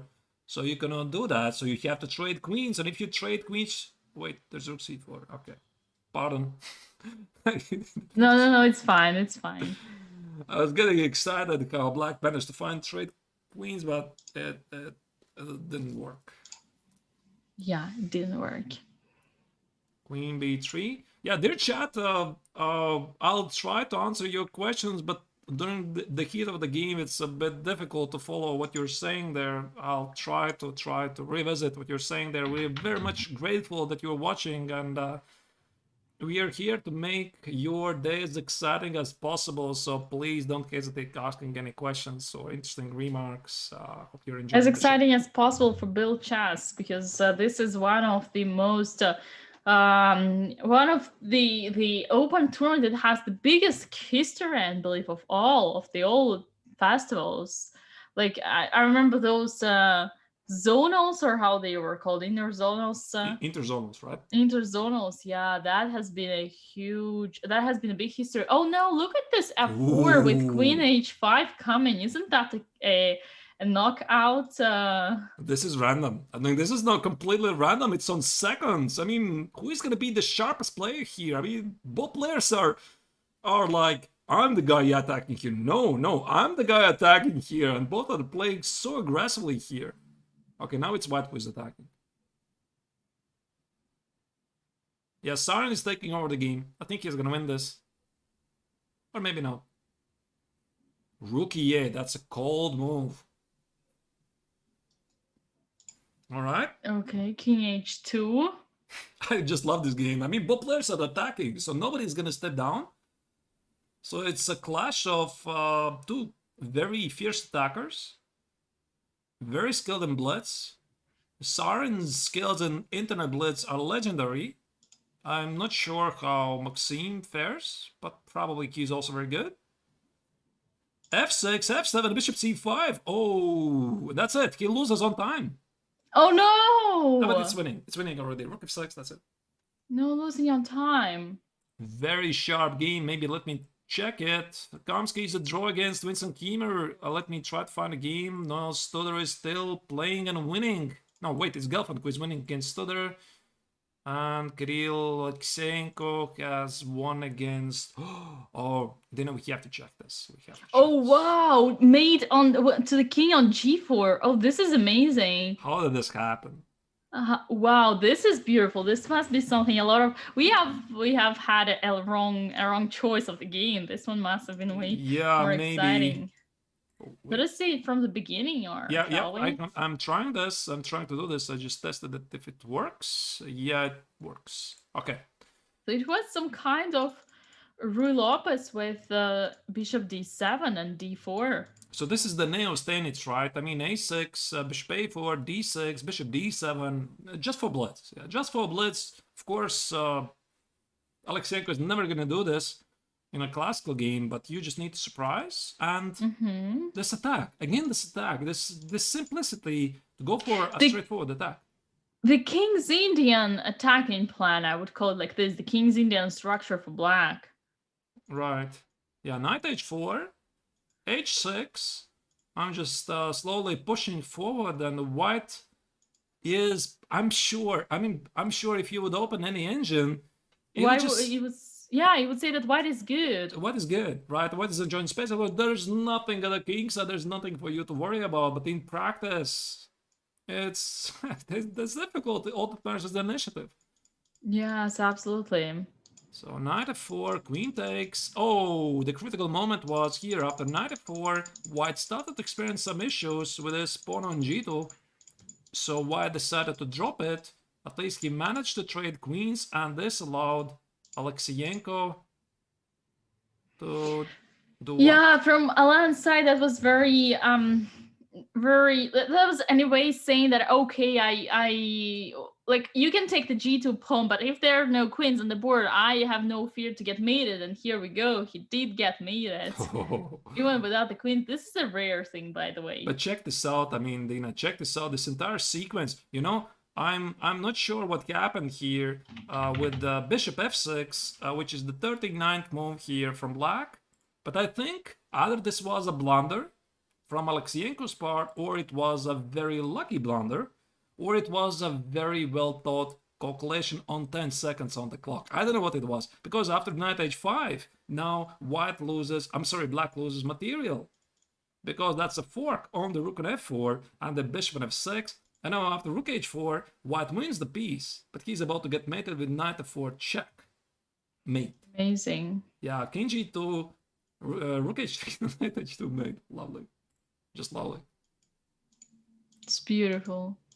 Indeed. It's beautiful, very indeed. So maybe I'm gonna mention the overall standings is that wait, Boris Gelfand, how did he play? I think I mentioned this. Boris Gelfand again won. So he was playing against Norl Stoddard. He played yeah, I don't know what I play there because the next game is going to start, but what that means for the standings. One of the oldest players in the tournament is leading it with 5.5 points out of 6. Kirill Alexeyenko is having 4.5 points. And I think they're going to play against each other. And they're playing against each other, Dina. Yeah, he's approaching. Boris is already waiting for Kirill. Yeah, and this is definitely a game this is going to be the game which we're going to concentrate on. Yeah. Who are you rooting for, by the way? Well, I have some very nice feelings towards Boris.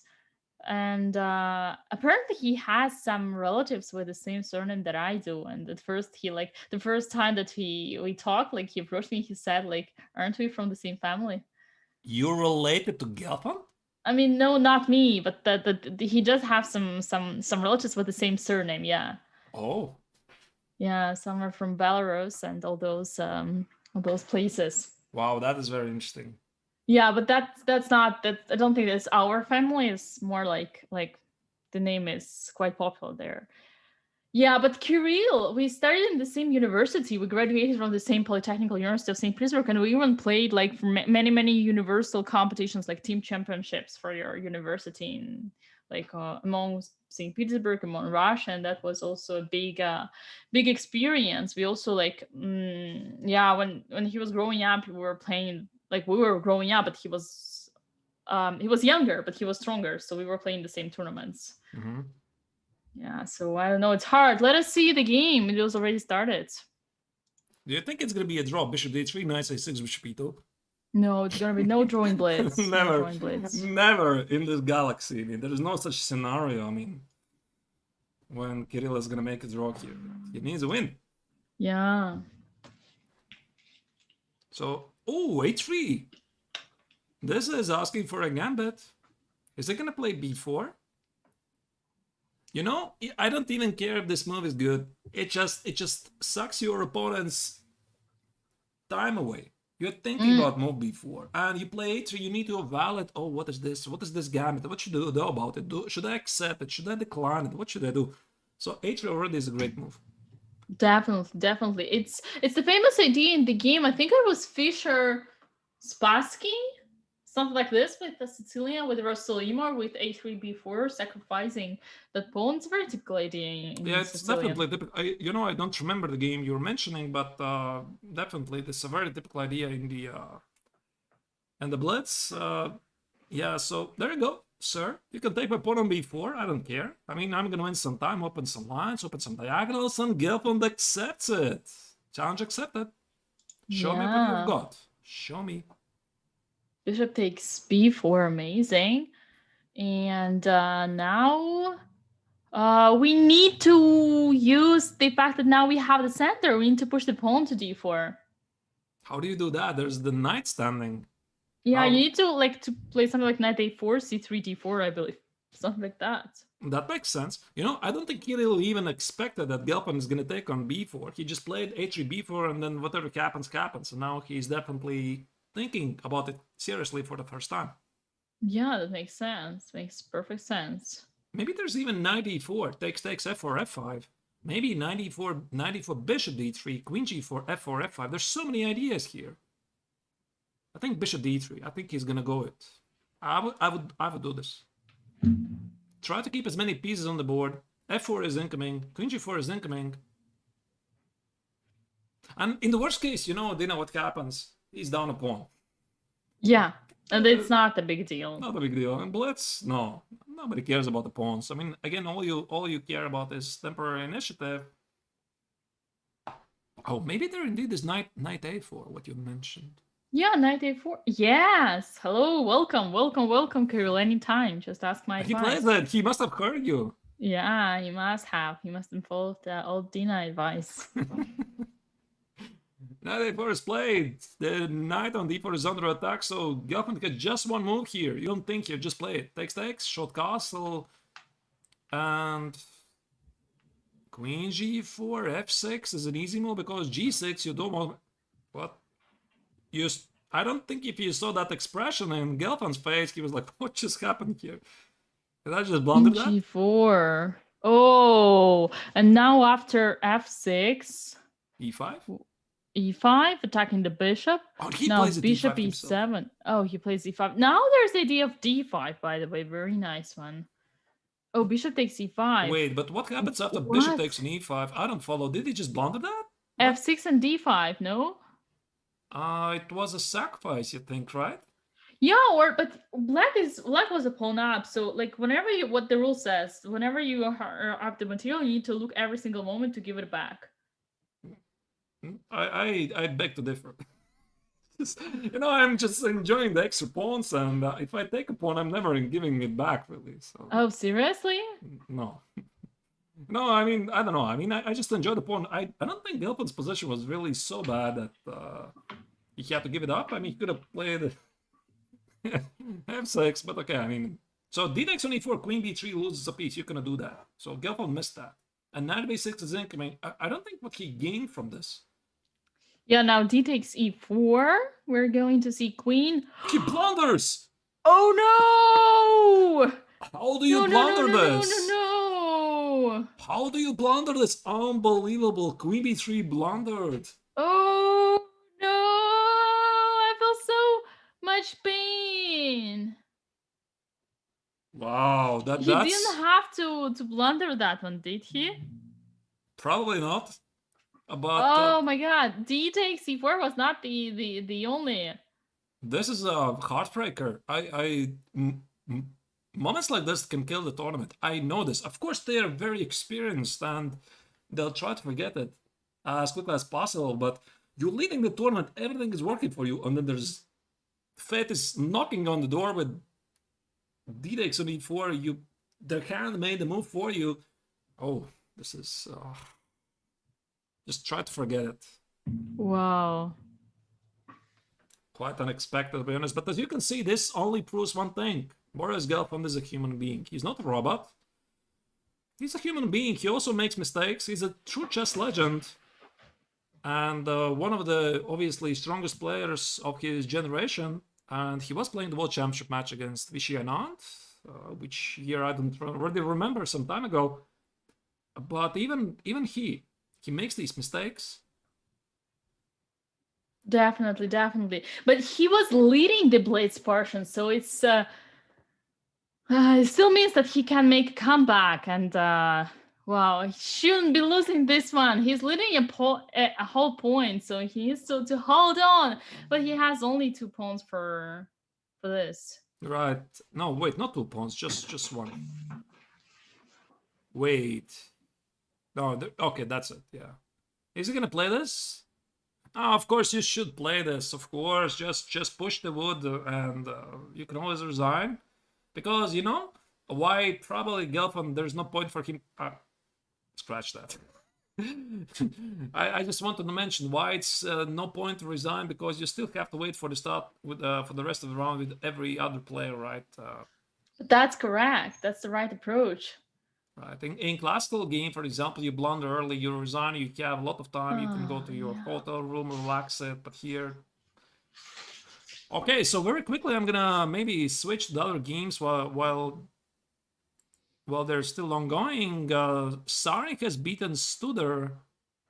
Vincent Kiemer is still playing, and I'm gonna switch that game. So there's got a Kamsky also playing, but let me maybe switch to Vincent against Lagarde. There's a comment in the chat that Noel blundered a mate. Oh, we need to see that one. We do? We can check it after the live games are finished. What do you think? Yeah, we need to see that. So now I'm following the game Lagarde against Kiemer. Yeah, and we have a rook endgame. Rook endgame within... Looks like lost for white. Looks like totally lost for white. That is, the king is coming. What is this king doing on h1? Nothing. Nothing. d6. Wow. What a nice defensive resource. And c6, cold defense. So it's all about keeping the healthy pawn structure. The pawn on d6 is not going anywhere. Nope. So black is threatening to create 2 passers. Now rook d6 is going to be rook e7. Pretty sure Kiemer is going to play a6. I thought b5. Okay. Now the question is, how well is Vincent playing in time trouble in rook endgames? I guess we're gonna find it out. a4, and now rook takes the pawn, but we have the pass pawn c, so it should be enough. It is only 1 pawn. It's a pity. Also, white king on f3 now has been activated a little bit, but it should be enough. It should be enough for winning. Should be enough. I do believe so. And now look at the king, which is really passive on c1, but white keeps this kind of philidor, you know? Like, if it wasn't for those 2 pawns... Oh my god. No, it's a draw, right? No. No, you know, I wasn't sure. Even without h pawn, this is easy draw. But that's so stupid. I mean, it was totally winning for... You think? For black. I mean, maybe it was before. Maybe it was before, when black was having this extra pawn at the queen side with many pawns, but as soon as they reached for the c pawn, I wasn't sure. But okay, I mean, maybe you're right. Definitely. That's ridiculous. That's ridiculous. I mean, it was so much winning. Like, the moment you said, you know, loudly we'll see, now we'll see who's playing black now, Vincent. Yeah, Vincent's endgame technique. And then I said, no, but it's like 100% this guy will convert. And here we go. He didn't manage to convert. As Blitz. I mean, everything, of course, captains Blitz. So I played myself with all my experience in worse endgames. All of that definitely happens. This is obvious draw. Yeah, it's a philidor position. Yeah, for those who do not know. Was that the official name yet, philidor, or was it Lucina? Or was the I keep mixing up the names all the time. It's philidor. Lucina is when you build the bridge. Philidor, come on, Artur. What is your rating? 2650? No, slightly less, but you know, I've never been good with names. So let me, as a woman grandmaster, let me teach you rook endgames. There is philidor. This is when you keep the rook on the 6th rank, and it's a draw. But there is also a way to make a draw when you put the rook on the, behind the pawn. And there is Lucina. Lucina, when you build the bridge, when you have your king in front of your opponent, the opponent's king is somewhere out. I got it. Yeah, you're welcome for the masterclass, and then you build the bridge anytime. All right, let's maybe. Kamsky is. Oh, they're still playing. Kamsky is still playing. No way! Let us see what happens there. Otherwise, we'll miss all the action. No, they already did. Oh, again. They finished 0-1. Yeah, 0-1. And I was mentioned in the chat that Studer blundered the mate in 1. Oh my god, let us see what was there. So it was I just have to show this gem. I mean, this is the nicest move of the Blitz event. Now check here. Rook c1. And Dina, do you see the next move? Of course, you already saw the final move. I mean, Rook c1 was played by Rook White c1. by Studer against Saren. Wow. Oh my Whoa, goodness. whoa. Oh my goodness. So king f1 is queen h1 mate. Rook f1 is bishop takes on f2. The queen on c4 is under attack. Oh, this is so cool. This is very nice. This is so cool. One of the most beautiful moments. Maybe there were more. I mean, Alexeyenko's mate with the knight and h2, but I mean this one is so nice. But I think Studer was winning before, wasn't he?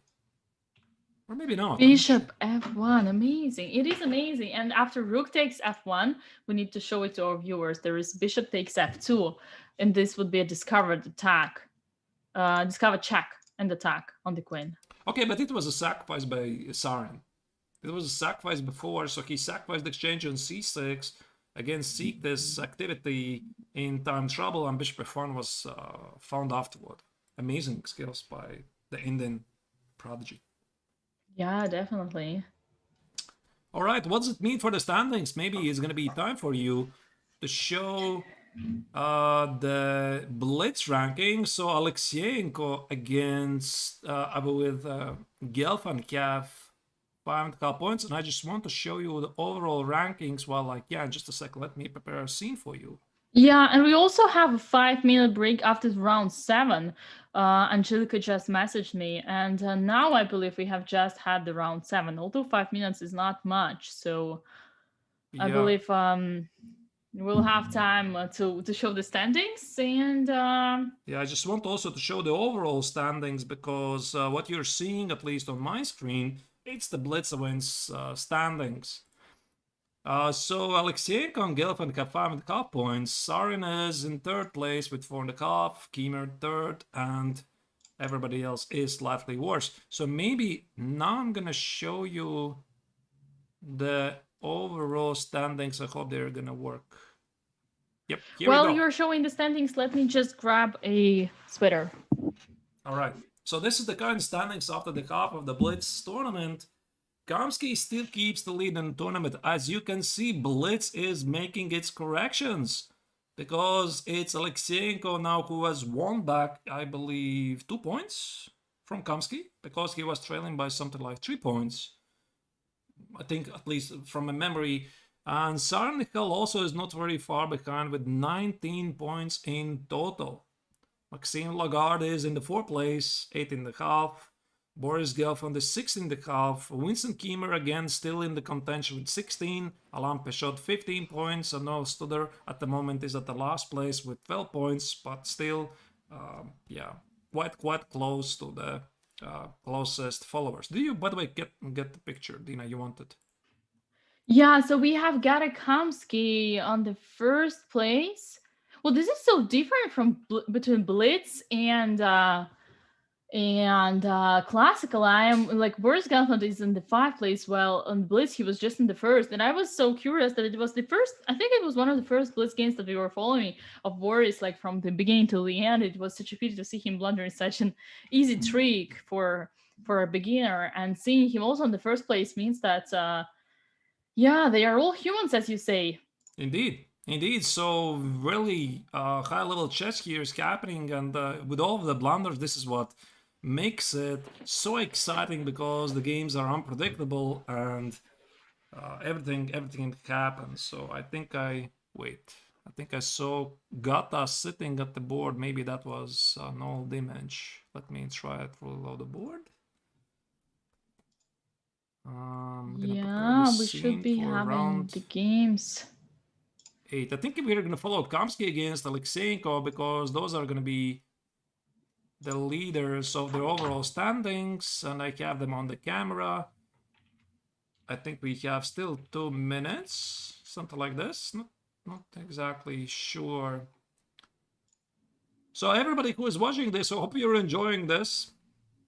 I would like to remind you that the stream, the commentary for the Biel Chess Festival is covered on 4 channels at the same time. It's Dina's Twitch channel. If you haven't given it the possibility, just give her a follow. She's doing these amazing streams, and her sister Asya, they're producing one of the most amazing streams I've seen so far. And yeah, then it's me, by the way. Also streaming from my Twitch channel, but also in parallel, the stream goes to the YouTube channel. I'm, by the way, seeing what you're saying there, so YouTubers, please don't be feeling alone. Welcome to the group, because I'm seeing you, what you're writing there, and also, obviously, also Biel Chess Festival's Facebook page. Please give them a follow as well. Yeah, that is a lot of streams at the same time, but we do manage to keep an eye on all the chats, so do not feel abandoned, and do not hesitate to ask any questions you might have in all the chats to both of us. Indeed. We are here to serve you, so today is a big festival for all of us. It's a celebration, a Blitz event.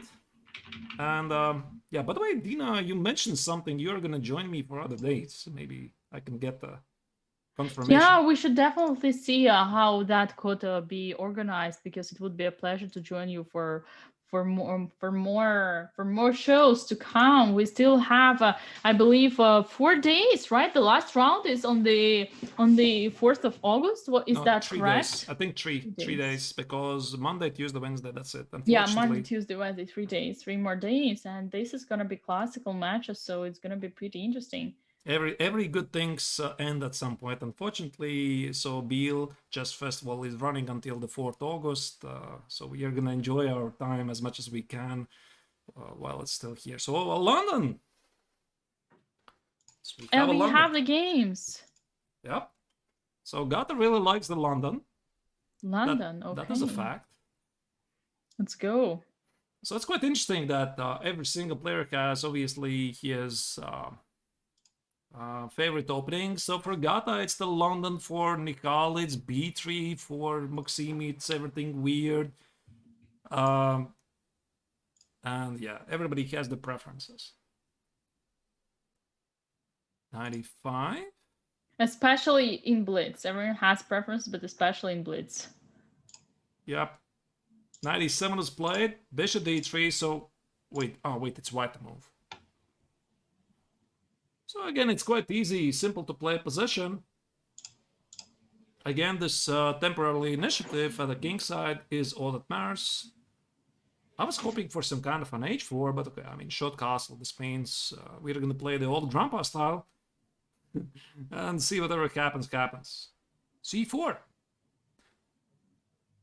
So black's idea is to push b5, b4. I think bishop c2, b5, a3, a5. There's a lot of easy moves, except if white plays bishop e2. Now this I didn't expect.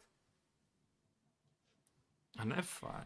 An aggressive way. I was just about to say that it is unpleasant to face London in Blitz, because white has an easier play with all those active plans where you're a little bit passive. And here we go. Even like the moment I wanted to pronounce that, black did play f5, keeping an aggressive play as well. Indeed. And also with c4, it's not that kind of thing that you see every day facing London. Oh, now b4 counterattacking. That is, I really like this move. I also like how black played it. He played a c4, then f5, limiting white's possibilities to counter-strike in the center with e4, and then continue to squeeze his opponent. And then he now is met by b4, which essentially kills all of black's excitement at the queen side. So meaning black can no longer play b4 himself.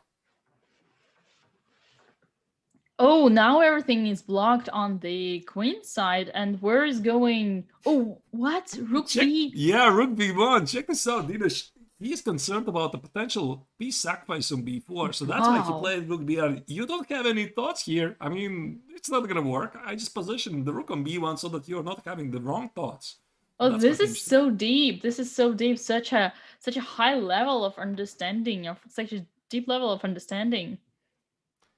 Right, Gata is playing it safe. At the moment, there's not much excitement happening here. It's just so many pieces are left there on the board. It's just heavy pieces. Bishop d6, trade, draw. I'm desperately trying to evaluate this position. Who is having an advantage here and why? I think there's just equal. Oh, draw. That's how true leaders are fighting it. They're making a draw. Already, yeah, there's nothing to see. Maybe let's switch to Gelfand's game because he's one of the leaders in the overall standings. Yeah, let's go there. Unfortunately for Boris's fans, yeah, the previous game was a heartbreaker because he was playing against Alexeyenko and blundered the piece just like that. And we actually spotted that before it happened, and I said, okay, this is impossible because you blunder a piece. Unfortunately, it happened. Yeah. So Gelfand is playing with white. I have an awful suspicion this was a Dutch defense. Yeah, it looks like Dutch defense also, although now we know that it could be also London, but no, okay, with the bishop on g2, it is not in London. I mean, Lagarde is a infamous Dutch defense player. You know this. He always plays Dutch defense. He's such a sharp, amazing, creative player that he really enjoys it. I really like his playing style. I mean, sometimes I don't understand it, but I like his creativity and the ability to get very interesting, sharp games pretty much out of nothing. Knight h3. Knight h3, trying to transfer the knight to f4 could make sense, although we need to be careful for g5 coming. Yeah, I think queen d4 has to be played because c takes rook c2 is a problem. Although, big decision. Okay, Gelfand plays with the queen, but now the knight on e5 is not feeling so good. So if you play something like knight c5, and knight b3 could be a problem, and knight c5 prompts white to play rook a3. But okay, king h7. King h7 now comes to my mind some sacrifices like bishop f3, king g2, rook h1, and knight g5. But there would be no threat still. But I like it. Even if I do all those moves in like simultaneously. Yeah, king h7, I think his idea is to play knight g4 or knight e7 to remove the king from the pin. Whoa, wow, bishop e4. Bishop e4? Now, oh, but why did he give this bishop away? Because it was stupid, right? He didn't need to this bishop. I don't know. But now your idea is gonna work, Dina. He's gonna play king g2 or rook h1. You're like a prophet. Yeah, that's crazy, but the only difference that that was Black who provoked it. Black pushed the g pawn himself. Wait, is that the mate? Yeah, that's winning completely for white. Should be? Is it? Rook h1? But that was just a harakiri that Black did. I don't know why did he do that? Why would he need to do that? I don't know. I mean, that's how Maxime plays. It's now the question is this winning because rook h1, rook h6 takes. There's a pocket f7, rook h1, king g7. The question is where the knight is gonna jump. So this is a moment when you need to have 100-200% of your concentration. As you can see, Gelfand is not even hearing what is happening left and right. He's just so concentrated on the position, calculating. I can even hear his brain calculating. It's so loud. I mean, he's so concentrated here. Yeah, he is. And the time is ticking, so he needs to move. But why is he thinking like rook h1 is so obvious? No, I'm not sure. I mean, there is also knight f7 move, but there's e5 intermezzo move. e5, knight e6, knight c8. The knight on c8 is under attack. I don't see a win, by the way. But that was a piece sack. I just realized it only now. Rook h2. Yeah, that was a piece sack. He's down a piece, but now knight g6, rook h6 is incoming. And now we have something like rook h7, but... Queen c5 is a great move. Yeah. Queen d2, now knight e4. Boris, what are you doing here? He lost on time! Rook h7! He loses on time! Oh, no, no, no, no, no, no, no, no, no. But there was 94. There was rook h7 still. Yeah, king f6 would be 97 mate. Or a fork. Or mate. Or mate, yeah. That's... Oh, that's a pity. His position was good.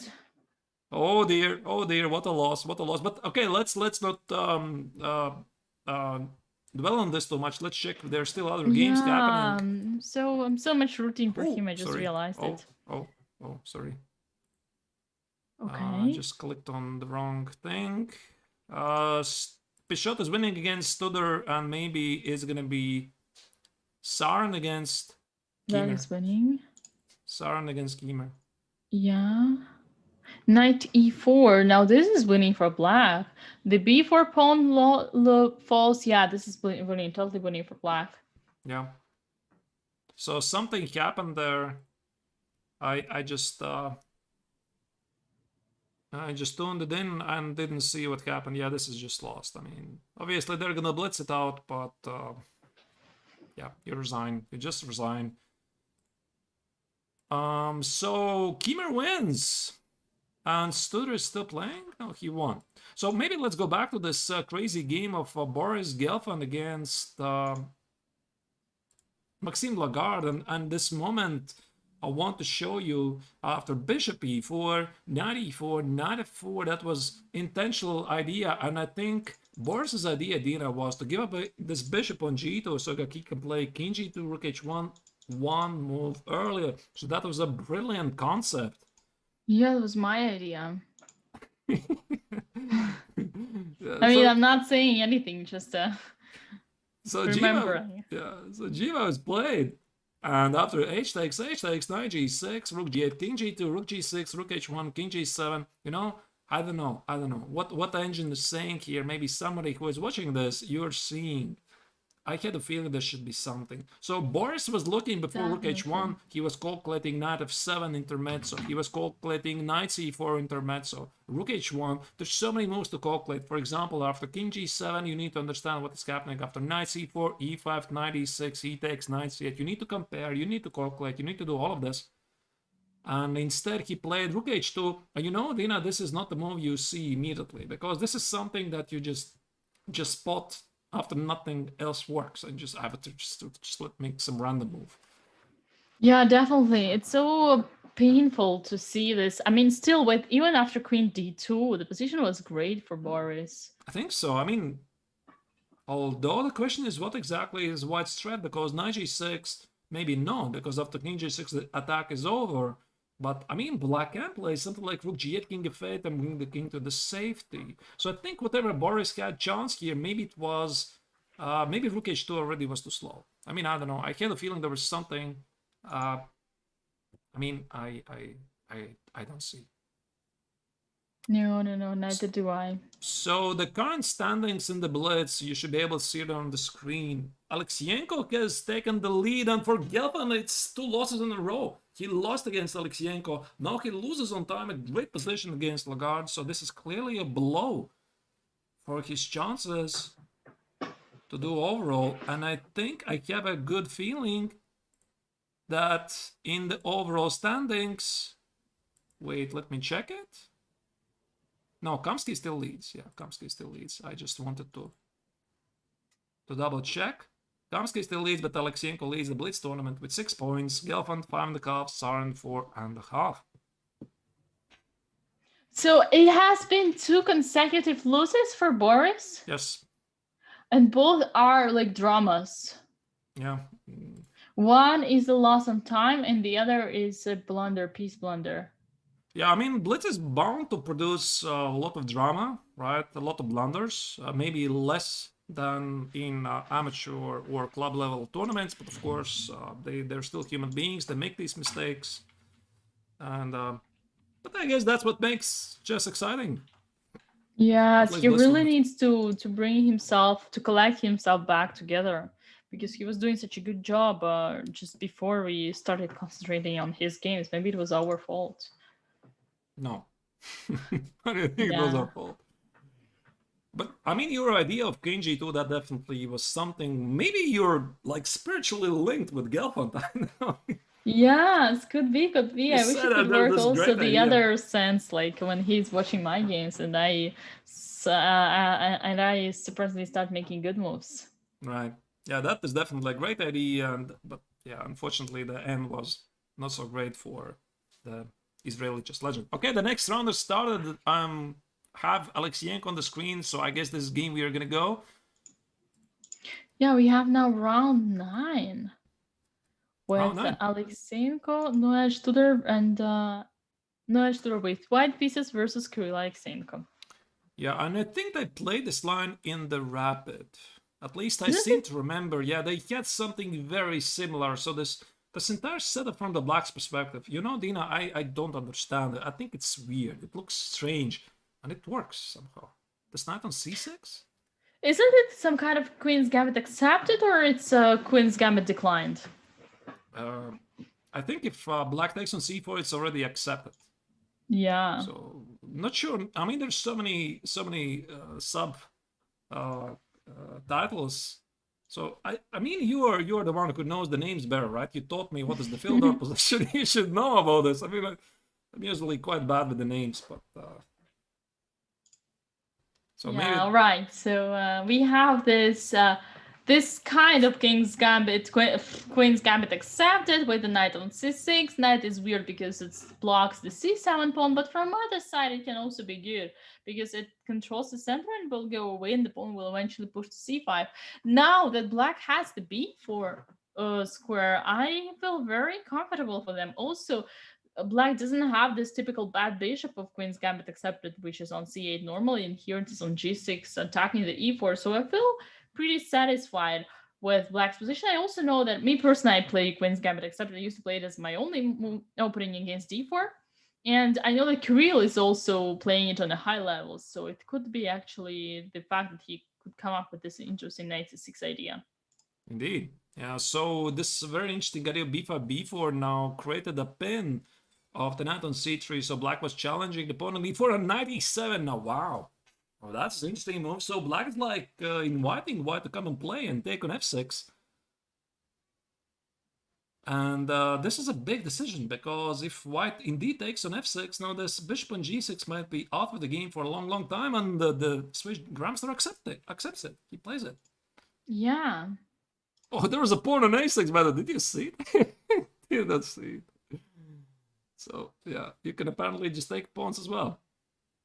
Wow, this is curious. Yeah, so rook a6 was played. That's a free pawn. But, you know, I'm not sure how important is this because, again, in Blitz tournament, I mean, I'm a big fan of extra pawns, obviously. Everybody knows this, but it's not really maybe that important. Still, it's, you know, it's still better to have an extra pawn than being down a pawn. That I can tell you.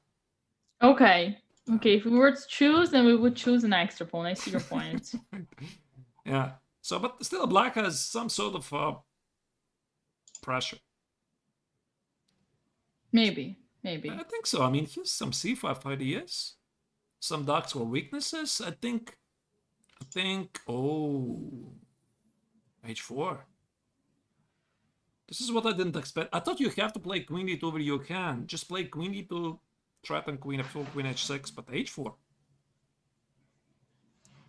H4, it is quite sharp and double-edged because in a way you're like, okay, you want to go for this bishop, you provoke h5, which just happened, but you also kind of open your own king, so it could you turn to any side, any result. Can be double sense. Yeah, now we have h takes g5 and it's very double-edged. King is weaker here. I don't know what to make of this position. It's very double-edged. I mean, I was not sure about g5. I was more looking at g takes, king h2, rook g1. But okay. I mean, this is something. Yeah, now c5 has just happened. c5 is a great move because now black is opening the d file and asking white some direct questions. Maybe d5. Maybe you give it up. Oh, queen b3. Oh, wow. Say. Queen b3, interesting. In a way, saying that the pawn on c5 cannot move. If c takes d4, then we take the bishop. So in a way, it protects the center. I think there could be some annoying move like queen b8. Oh, he plays it. Nice. Yeah, queen b8, queen Nicely f4. No, spotted. this looks so annoying. And also the bishop on b4 now is protected, and c takes on d4 is a threat. So queen b8 is a great move. So d takes queen f4, there's going to be a mess. I think so. Wait. Oh, wait, the bishop on d3 is under attack. You can do that. Bishop d3 under attack. I think Kirill is controlling the game completely. I would choose black every single time here. Yeah, we shall not forget that Kirill is perhaps the most... no, he is not the most, but he is like the biggest star of the recent years, because he has just played in the candidates. Indeed. But Boris is, of course, the legend. The biggest legend maybe here, because he has played a world championship match with Anand. Or was it with Carlsen? No, Anand. It was with correct. Anand. He was with Anand. He was very close actually to beat him. I mean, it was a very, very close match. So with some luck, maybe we would have Gelfand as a world champion. Yeah, competing in Biel. But he might not. Yeah. Wow, that's amazing. He's one of the oldest active players, and this is also always amazing because you see this the living proof that chess has no age. Yeah, indeed, and that's what makes it exciting. I mean, I'm always so excited to see games when there's like a player from the older generation playing against a very small boy, and the small boy is outplaying the experienced colleague. So this can only happen in chess. Yeah, and also Kamsky has an amazing chess background. He can also call him a legend. Of course, yeah. Knight b5, bishop e4, but while we're talking about legends, I think... yeah, queen e3. We have some new stuff here on the board. Yeah, Alexeyenko is in charge completely in this game. Yeah, this h4 pawn is super dangerous. I don't like his queen g4 check. I was thinking knight g6 made an easy move. Now queen g4 check allows white to play rook g1, and suddenly the game is still going. Yeah, that was a bad choice, because I think knight g6, the queen trade would be impossible because the black knight would be on the 4. But okay, maybe it's not a big deal. Okay, now knight e5. Okay, he can still go for that. Oh, c4. Oh, wow. Nice, c4. Yep.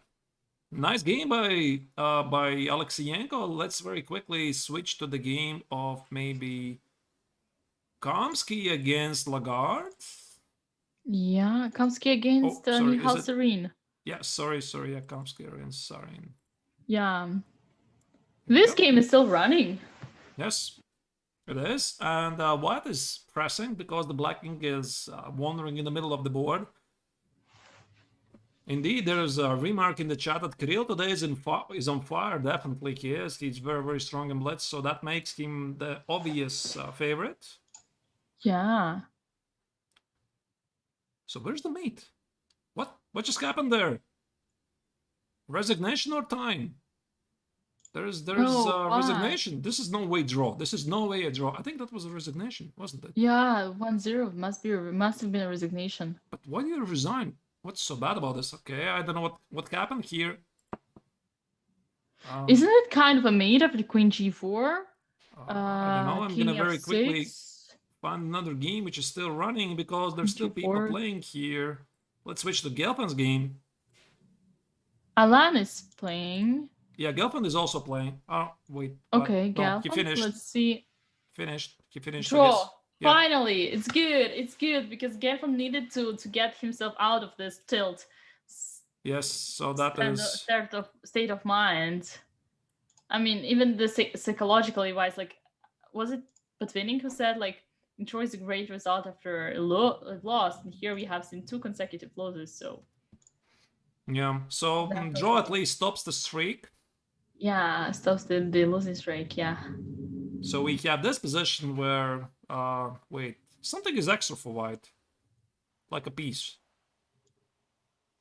In my grandmaster's opinion, I think white is having an extra piece. What do you think, Dina, about that? This is the game of Lagarde against Bishop.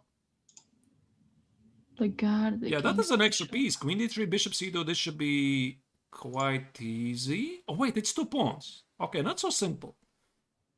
Not so simple. So this is why I play bishop c2 with the idea to play... And that's a blunder, right? Queen takes on g4. Oh, this is getting messy now. Bishop g6, bishop takes g6, and queen f5. What is that? Now queen takes g6. Yeah, this is still a piece up, but there are 4 pawns for a piece, and I have no idea how to evaluate this one. This Okay, is now only everyone's 3 game. pawns. This is everyone's game. I mean, h5, h4, just push the pawns. I mean, bishop h6 is incoming. I think black is ahead. Wow. Now bishop h6, something happened there.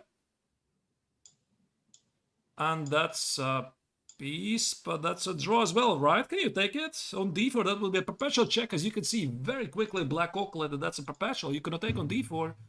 And queen e4, and that's it. Wait, takes, bishop b6, is that a win?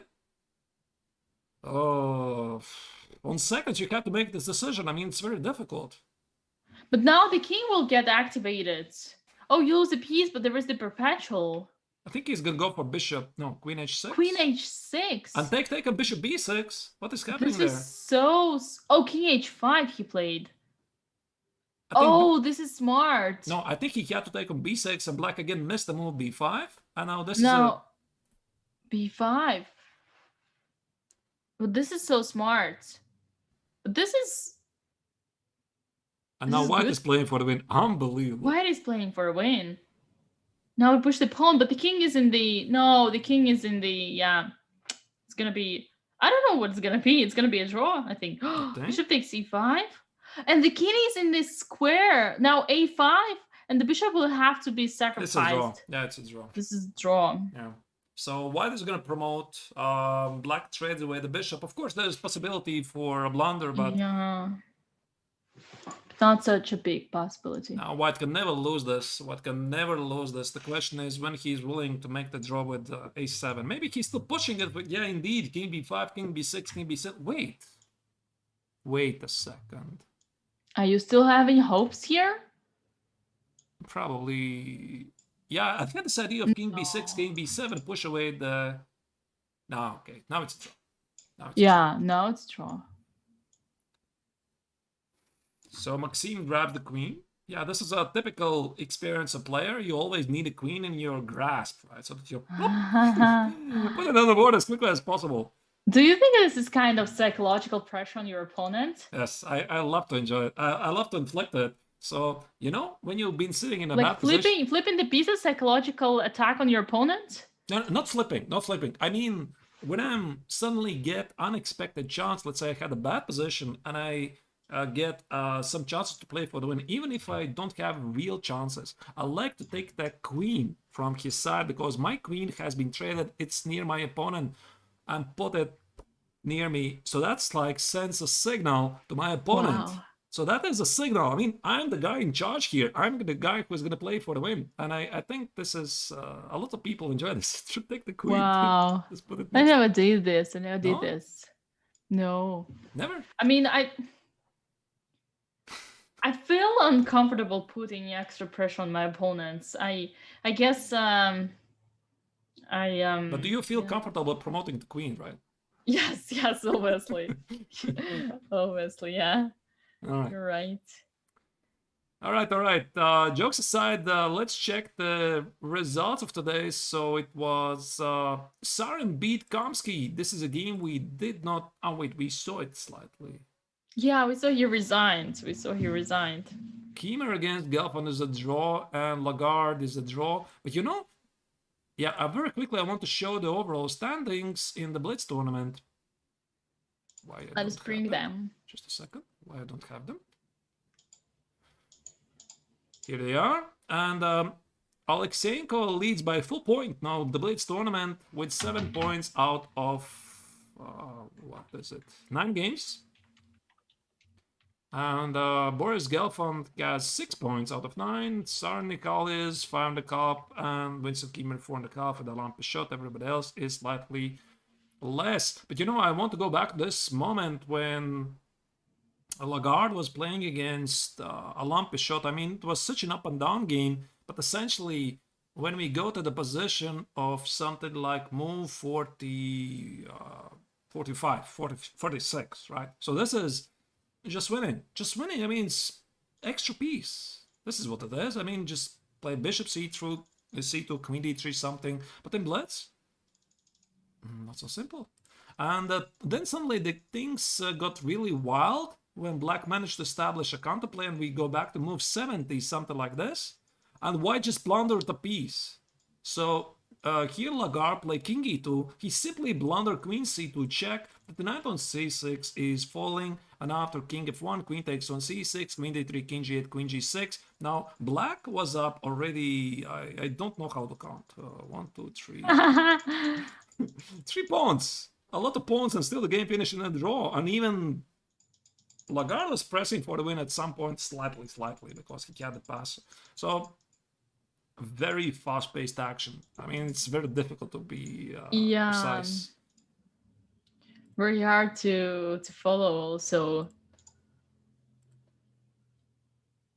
All right, I suggest to follow the game.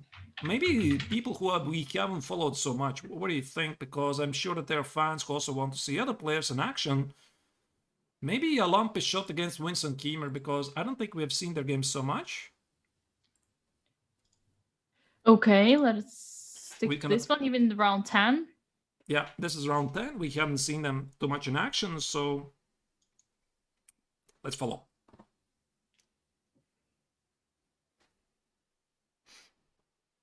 All right, so what is this? Some Garo?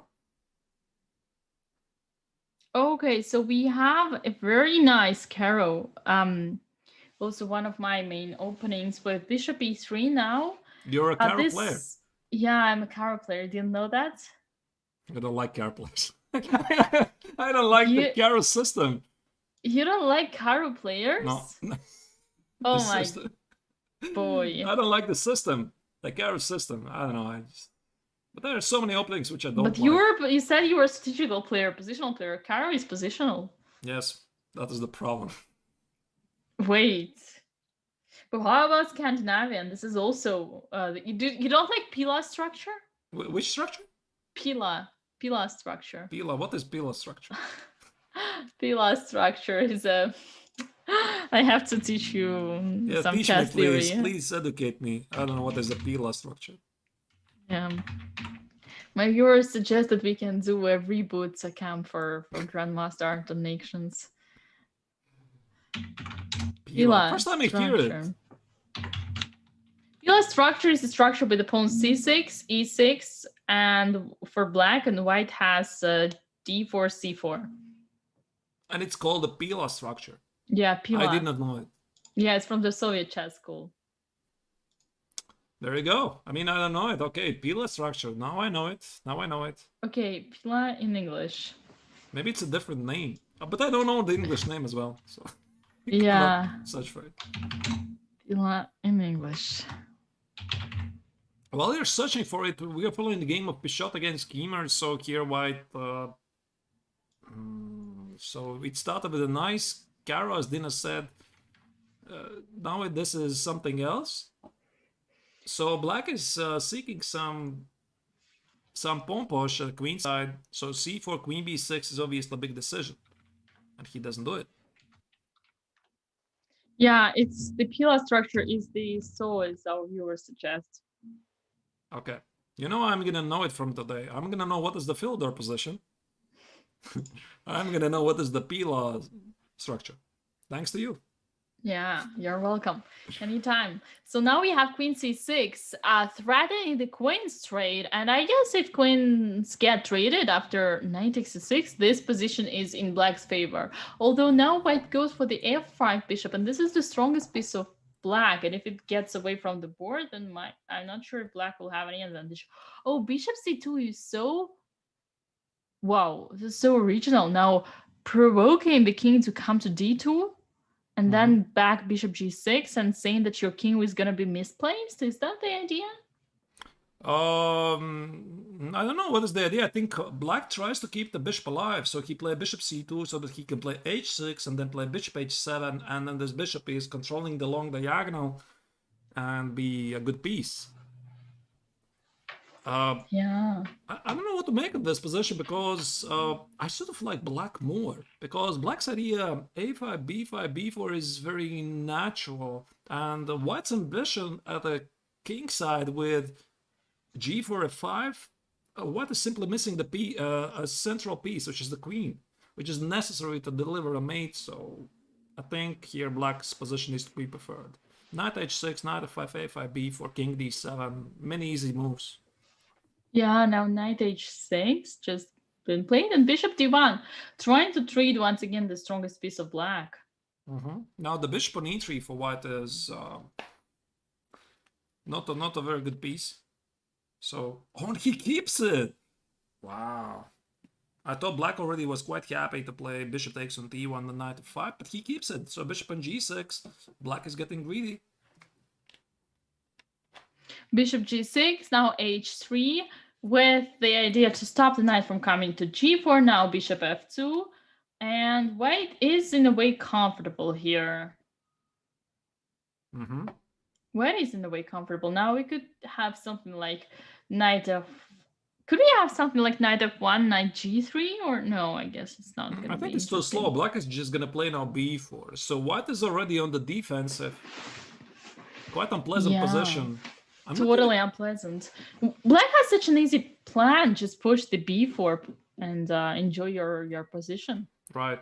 Yeah, I would totally choose black here. And I'm slightly surprised that he is even on the clock, because usually it reflects on the clock how easy you have the position to play. So I would expect he has something like extra 40 seconds or something like that. So I'm slightly surprised to see he's actually down on the clock, but okay, maybe it doesn't matter much. Makes sense. Makes good sense. Now, king c7, bishop h4, trying to trade the worst piece of white, the dark squared bishop. But this is also pretty wise, pretty intelligent. So the chat here mentions that Boris is in trouble against Sarin.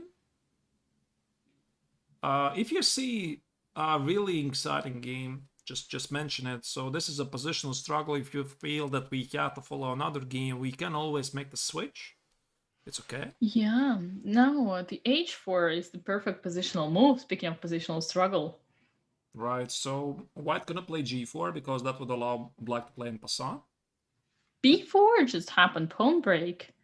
Now a takes b4, c takes b4 is something that we expect. He blundered. He thought he's gonna play a takes on b4. Now this is obvious. He's smiling. You can see he's smiling on the camera because he was intending to play a takes on b4. He simply forgot that his rook on a1 is not protected. Are you sure about that? Pretty sure. 100% sure. 200% But that is sure. like, why would he smile? Why wouldn't he keep his poker face? I mean, it's just sometimes you just either you're angry or you're just smiling at your own blunders, right? So yeah, now Kimmer is just winning this.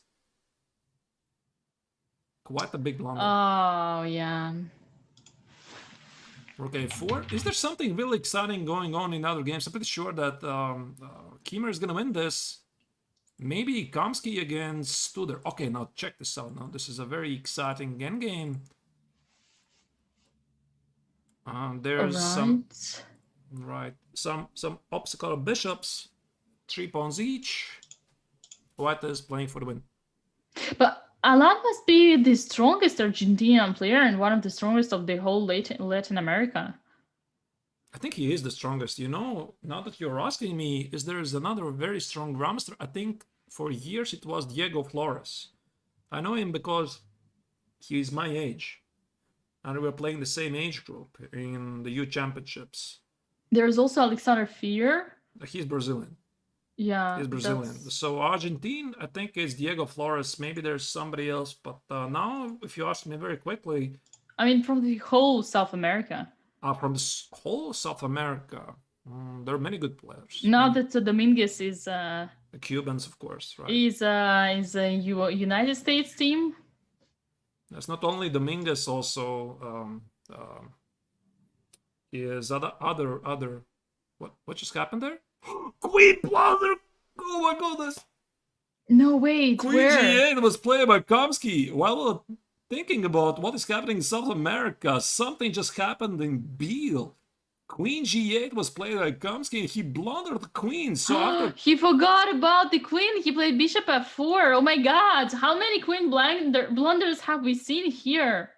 and you can see Look at Kamsky him. is this could damage his chances in the overall rankings. He was just in complete shock. What just happened here? Oh my god. Because this Will is a dream he- position for white, right? It is will an he- extra pawn, free to play, and just push this position for 100 moves. And he did have time. Look at the clock. He had 48 seconds on the clock, and he played very quickly. Bishop f4. Oh my goodness. Wow, this is a total drama. How many queen blunders have we seen here so far in this Blitz tournament? That is a good question. You know, very quickly, I'm gonna check it if there's some other games running live. Yeah, there is one game. Second game. Yeah, just one game, Alexeyenko against Lagarde. I'm gonna switch it on and I'm gonna answer your question.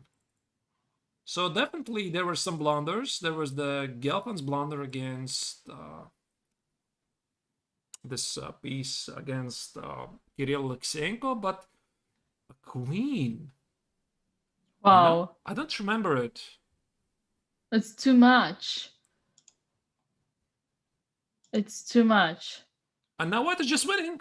Oh, wait, is it winning? No, it's not winning. Bishop f7, bishop e6. No, it's a draw. It's a draw. Should be a draw. Yeah, it's true. You need to have, you need to have your king in the opposite from, like, in the diagonal from the other king, from your opponent's king.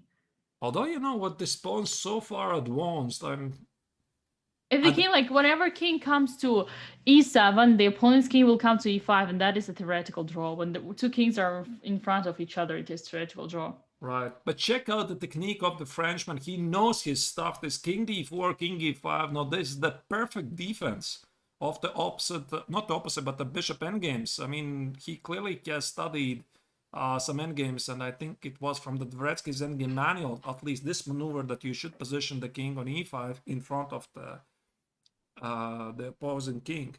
Yeah, but this is like basic position that you need to know about. Like, this is the first position that you study when you open the chapter. Same colors. Pieces are bishops. flying. So many emotions here. Wow. So they're smiling. Lagarde is smiling. Oh, with two pieces. Oh my god. With two hands. This is. Oh my god. This is. He doesn't have any right to do that. Doesn't have any right to do that. Alexeyenko is dead serious. He's not smiling here. He's so concentrated. But the Frenchman is. He was smiling at some point. Yeah, he made this like this way of like, excuse me, but still it's like it's still a little bit not according to the rules. Okay, but this is should be easy to hold. I had one game like this in Blitz against Igor Kovalenko 1 year. Some couple of years ago. I was from the defending side. Nice memories because my opponent lost on time. So everything still is possible, definitely here. So as you can see, the seconds are ticking. Yeah, but normally theoretical, this is a theoretical draw, so I don't see why it would continue. Like, as long as the king is in front of the other king, the opponent's king, it's all right. Oh, no, wow. nothing is changing. Wait, what? This is beautiful. Yeah, it's a draw. King f5 is a very beautiful move. King f5, king e7, and bishop takes on e8. Nice. Yeah, it's beautiful. Nice. Ah. So let me check what is happening in overall standings. I don't think I have the full results. Okay, now I have. And Alexeyenko is still at the first place. Nice. 7.5 points, yes. So Sarin Nikal is in the second place, 6.5, and Boris Gelfand is on 6. Wait, he lost it, right? He already had 6 points before. Indeed, Gelfand lost against Sarin. In this game, we didn't see maybe very quickly. Oh no, that is misfortune for Gelfand. He was he was rocking the whole tournament. What happened? The first half, yeah, and all of this started with this. You know, Dina, I don't want to mention if I jinxed it, but it all started with this piece blunder. Yeah. It all And started with the moment we started following his games. this can really knock. I mean, deliver a big blow to your confidence, because if you blunder and you've been playing so well so far, you sort of feel inside that it's not good. I know this from countless years of playing, that usually when you're playing great, then also luck is on your side. And when something like this happened, uh, yeah, it sort of blows, delivers a blow to your confidence. So very quickly, I'm gonna Definitely, definitely. So he could be get kicked out of his zone, right. like as we But say. I don't like Gelfand's choice for the Blitz tournament. This is something you don't play in a Blitz tournament. At least that is my humble opinion. Of course, Boris is much more experienced than Diana and much stronger. But I think for the Blitz tournament, when you're playing for temporary initiative, this should be your priority here. So he played a very positional approach, which is okay for a classical tournament, maybe for rapid tournament. But then Blitz, you just push it, and he simply lost the game thread after Sarin pushed e5, e4, and yeah, and Black just took over the game. So I didn't like really his choice of going after this line, and Black was able to get initiative for knight g4. Lovely shot. Takes queen g2. Yeah, and there should be a mate. Yeah, totally should be a mate. Very powerful game by the young Indian, but I think it all started with a not a good choice of Gelfand for a blitz game. All right, Dina, which game should we follow? It's your choice. So we have Leader Kirill Alexeyenko with 7.5. We have Nihal Serin with 6.5. We have Boris with 6. Surprisingly, with all those losses, how come that Boris is still on the podium?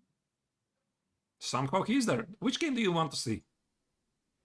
Like, we have now in the round 11 Gary Kamsky and Boris Gelfand. This is something that interests me personally. Like, both Boris of them. Gelfand, Kamsky, okay? Yeah, both of them did not have, like, both of them lost. Garakowski had a drama, the same drama Boris had some time before.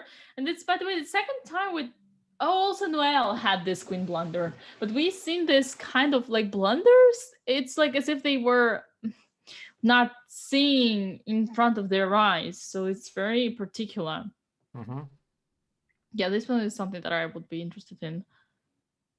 I think Gelfand is still in the previous game. He just got not a great position after the opening.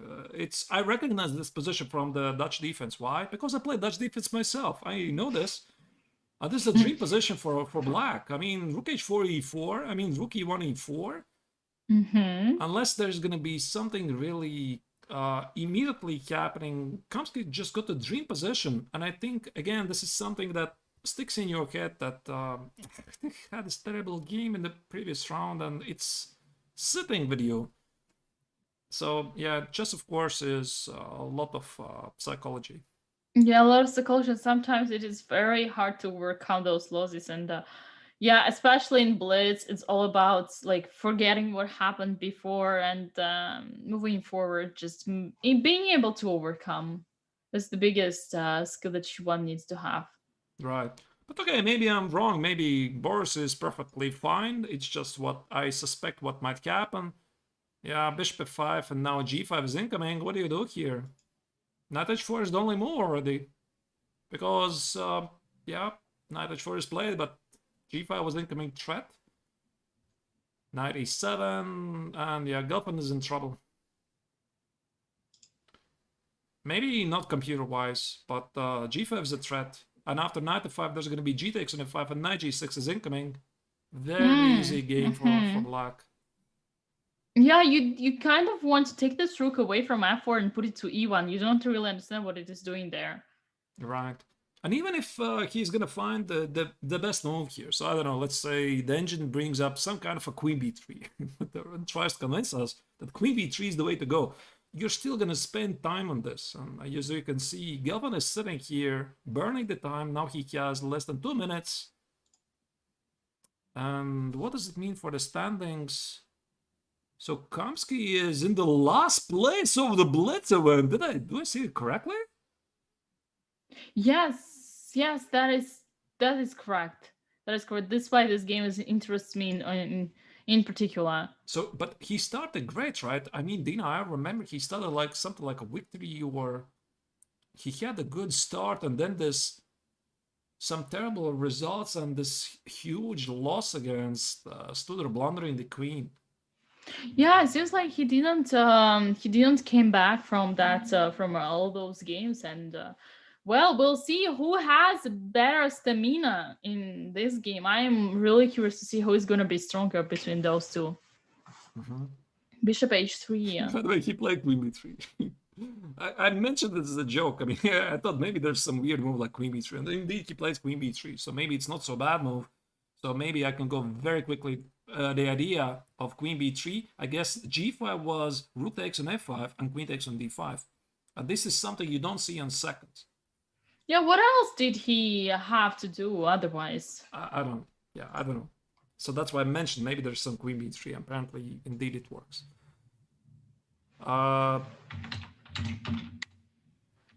Yeah, now the question is what Kamsky is gonna do, because the pawn on b7 is still under attack. Queen b6 is the safe move.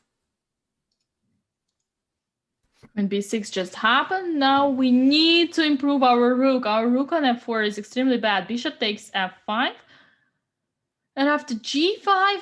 G takes, obvious. Oh, wait, there's g5 also. g5, rook, g4. But there is... Wait, what? g5, there is... Yes, it just happened. It just happened. g5, and we have...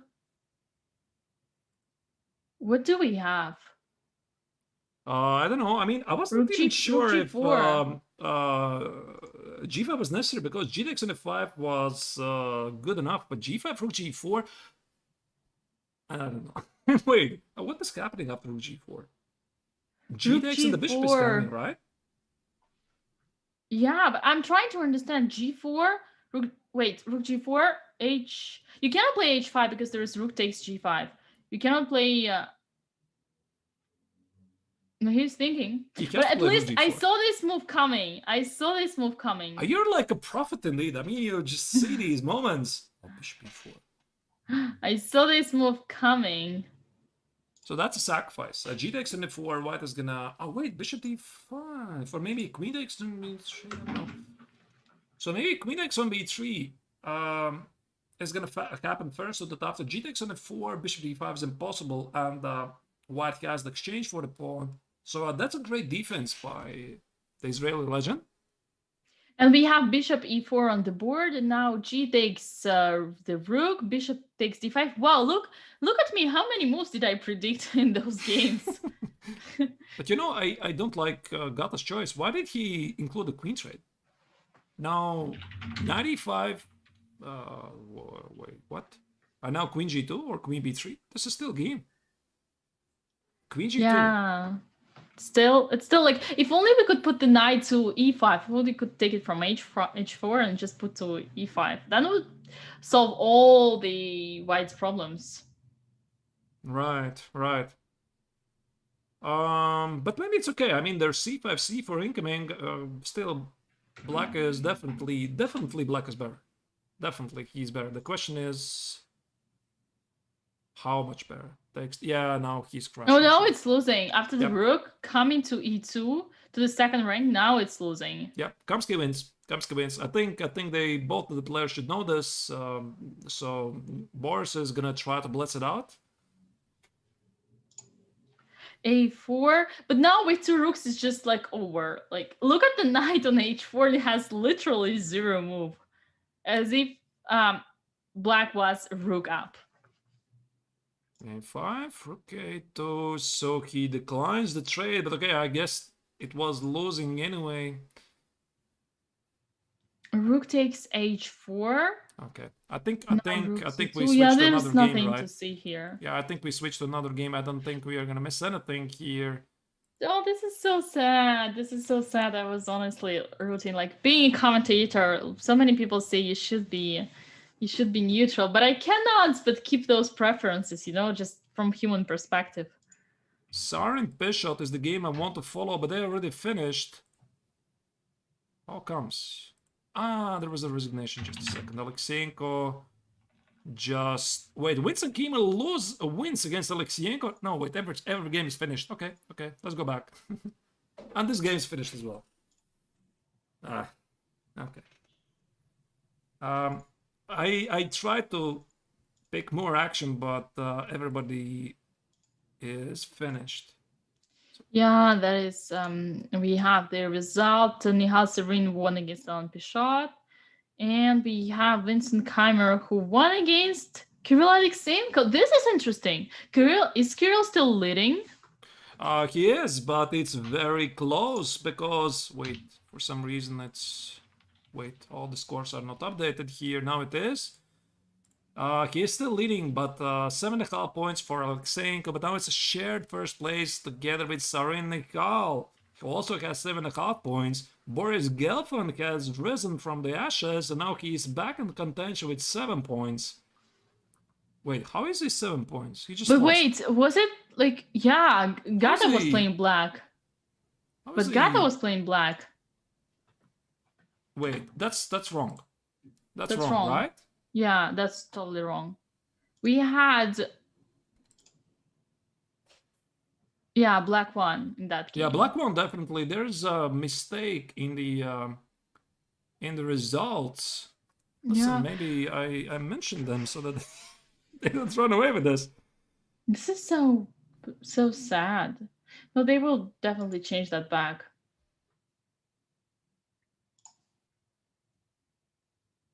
Yeah, by the way, change that back. I got the message from the organizers. They are playing faster. Yeah, this is a mistake. He messaged me a long yes, I also had the message from Angelica. They decided to start the games whenever like everyone is there.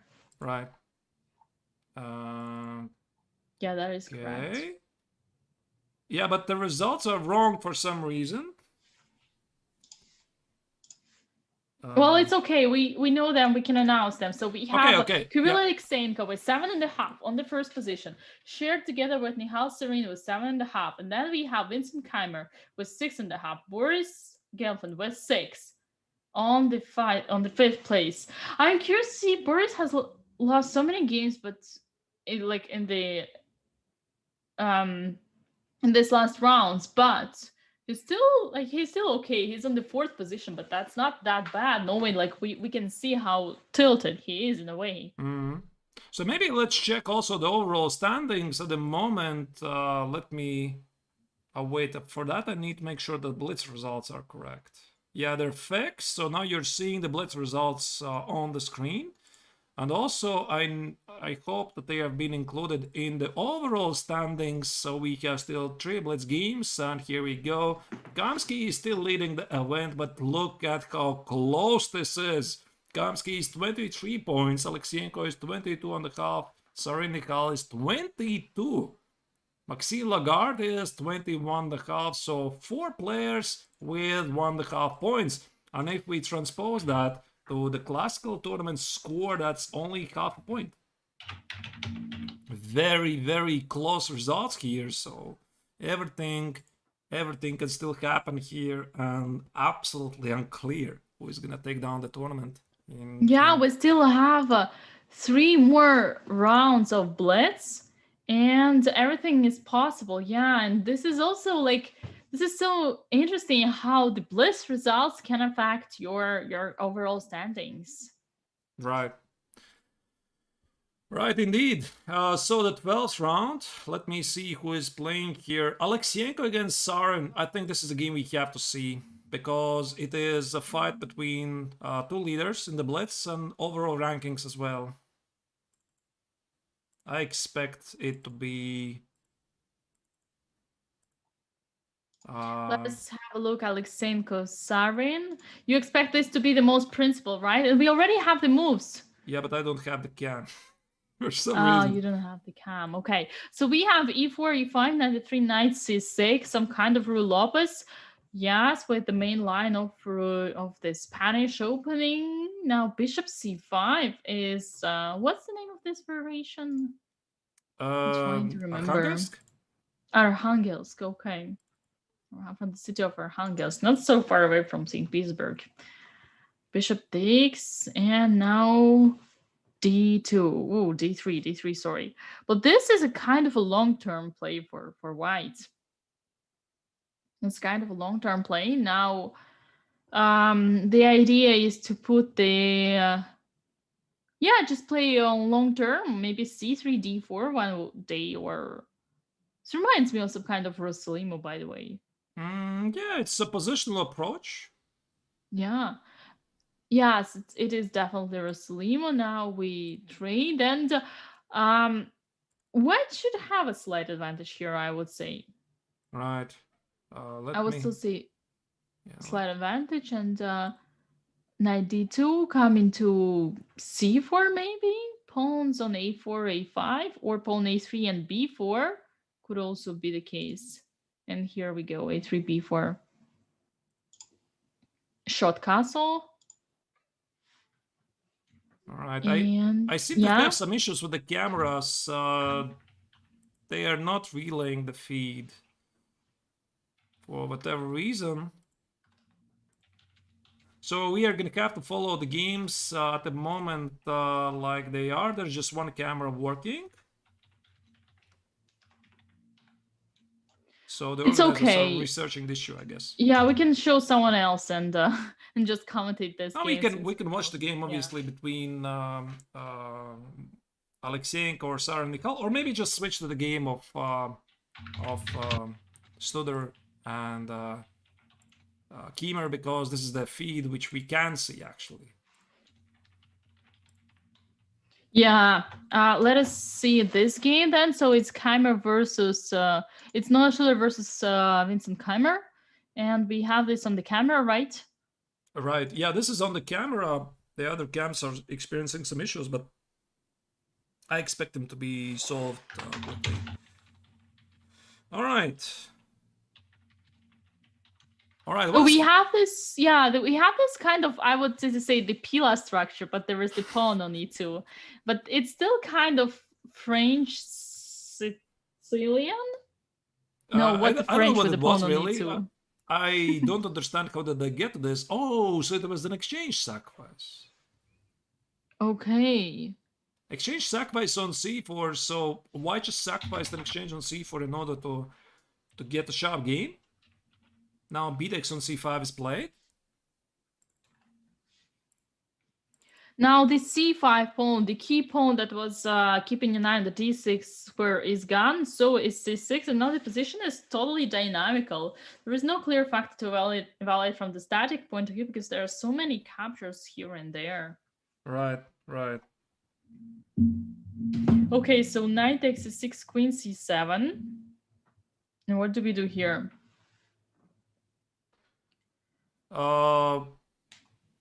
I don't know, try to track as many pieces as you can. I don't know, knight x on a5 is a possibility, knight x on a7 is a possibility, bishop d5, queen d5 is a possibility. I have no clue. You probably have to pick something.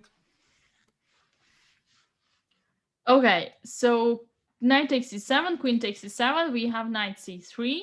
Now the knight will come to...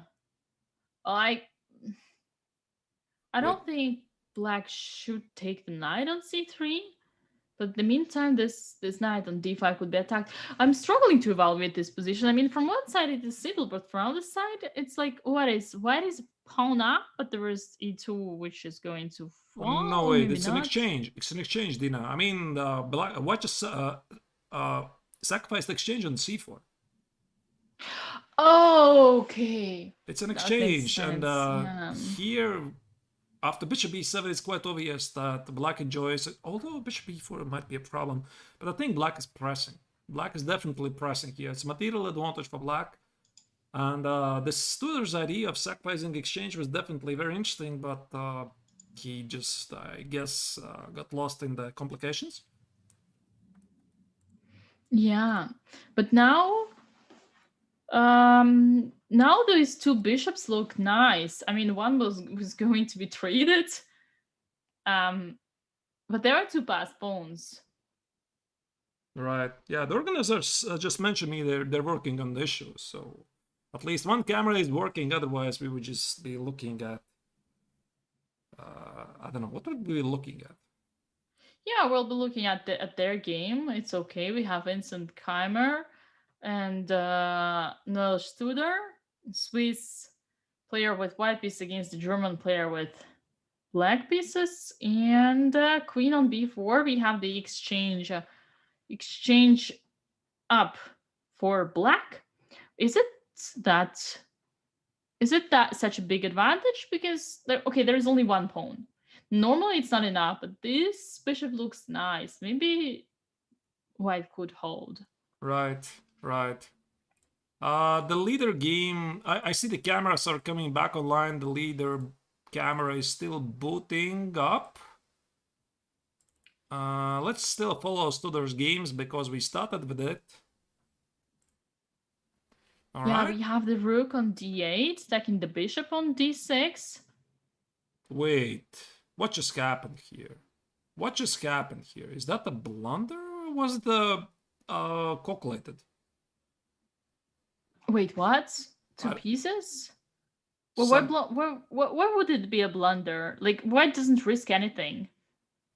I don't know. No, I mean, I'm talking from Vincent's perspective. He gave up this bishop in order to recapture it at some point later. Oh, yeah, it must have been calculated. It must have been calculated. Yeah, amazing cold calculation. I mean, what can I say? Yeah, now the bishop on c5. You know, I still have a hope that this position could be holdable for white. Right. I still have a hope. Okay, if I were to suggest the moves, I would say white needs urgently to bring their king to somewhere like f1. I'm sorry, Dina. We are very quickly switching to the game of Alexeyenko against Sarin because this is a leader game. The cam came back online, so I just felt. And the moment we switch it, we see already the mate coming to g7. I think, yeah, it probably looks like a huge attack. G5, 93, knight g4. So Alexeyenko is attacking the young Indian. Although queen e7. Black is up a pawn, by the way. Queen e7. Queen e7 is played. Oh, there might be no mate after all here. Not to mention some rook d2 counterattacks. Bishop h6 and queen g5 and I don't know. And there is no mate. You were right. There is absolutely no mate. So queen c7, rook f8 is played. Rook f3. So the pawn on h6 is traded for the pawn on e5. The position is completely equal, but I mean it doesn't really mean anything. So there is a now it's gonna be a draw. Yeah, now it's gonna be a draw. Yep. Players are smiling. They understand, of course, it's a draw. So there was a request to see Studer's game. We can try to follow it.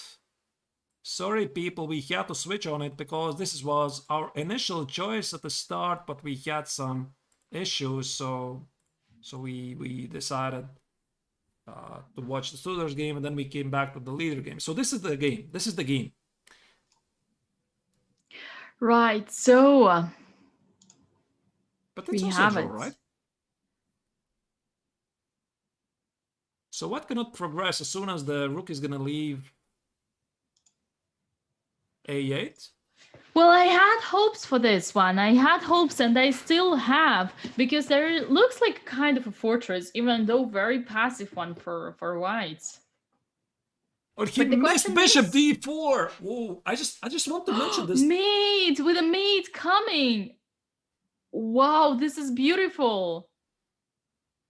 This would be a huge win for the Swiss Grandmaster. Yeah, just play bishop e3.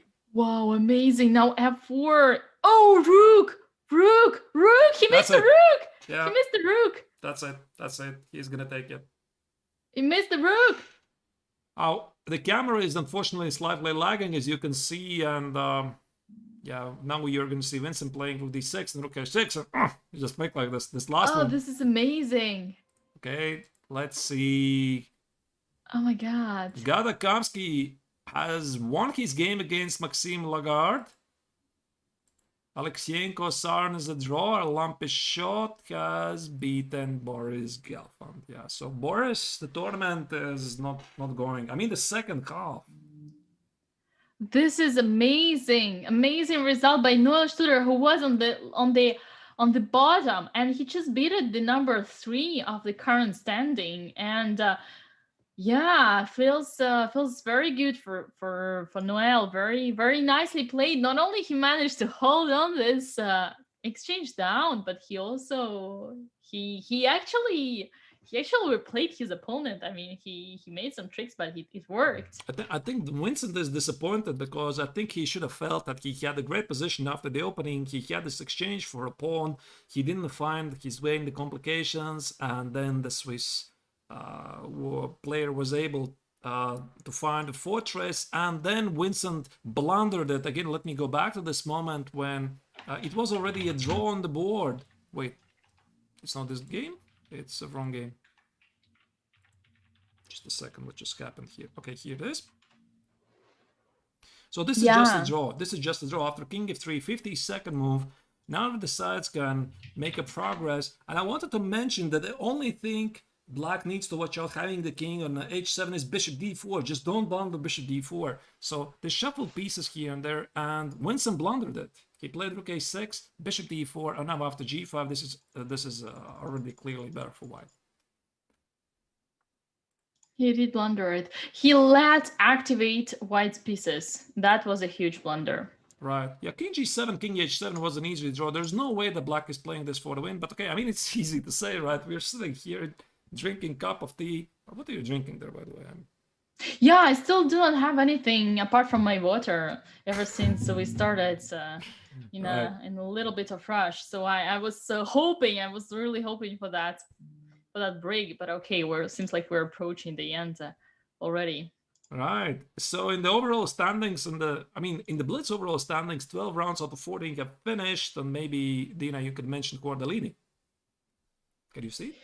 Yeah, so we have Kirill Alexeyenko leading with 12 points on the first position, and is it 12 games? 8 points. Yep. We have Nihal Serene as well with 8 points, and we have Vincent Keimer with 6.5, and Boris Gelfand with 6. But doesn't mean Boris still... Wait, what Boris did in the round 12? What Boris did what? In the round 12. Oh no, he lost to Alain. Oh my god, this is so...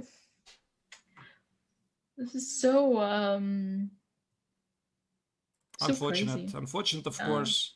I suggest to follow Sarin against Studer, because this is one of the leaders in the Blitz rankings. Also in the overall rankings, he's very close. Also, he's playing against the Studer, who just beat Vincent Keimer, so Studer is on fire, at least for one game at least. So feeling slightly more confident. So this could be an exciting game.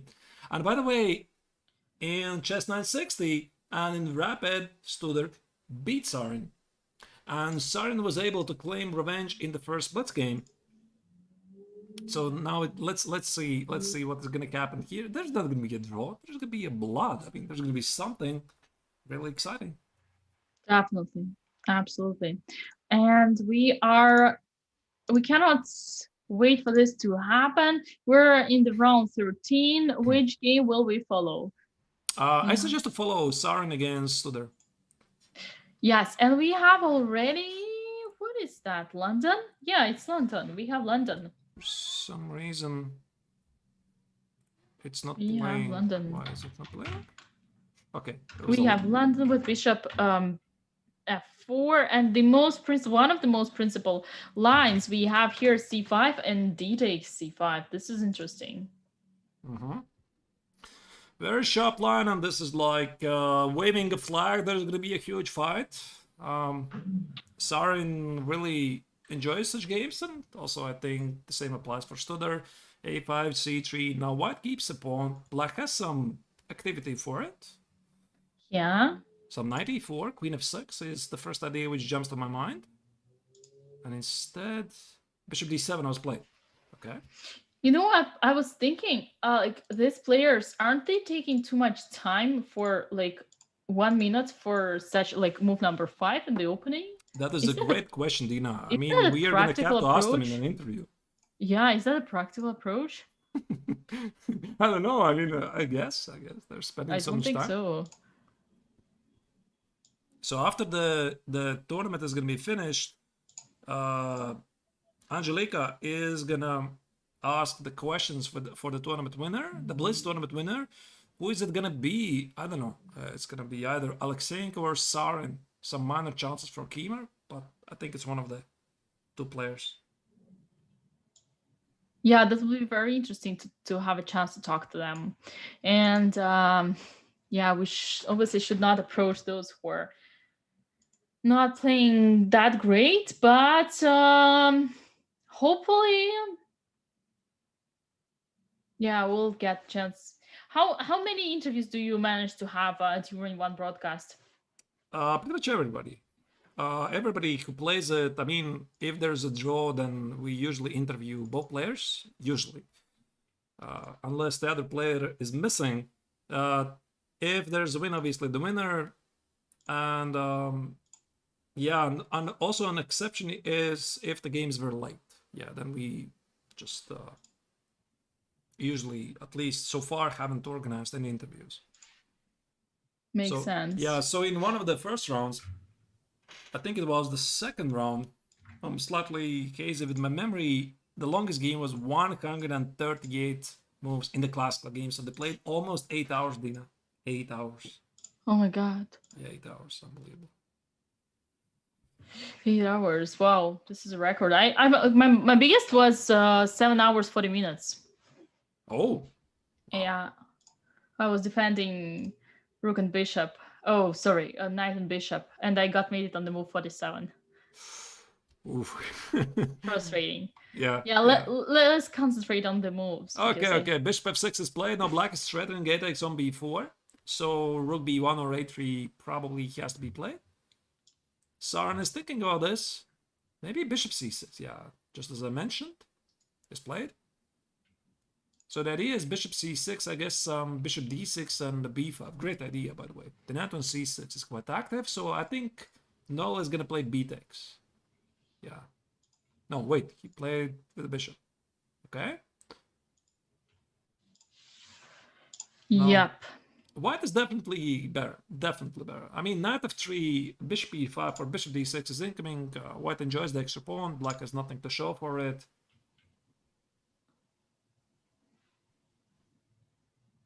There's a suggestion in the chat that this is the game, this is a variation where Sarin beat Alan Peugeot. You know, I don't remember it. It might be. It might be. Rook a5. Interesting. Yeah, rook a5. How do you defend it? c6, b takes, b6 maybe? Rook b5? I don't think Sarin wants to play b6 here. c4. D takes, what happens now? Knight c4, rook b5. Queen sacrifice? What do you think, Dina? Is he gonna sacrifice the queen?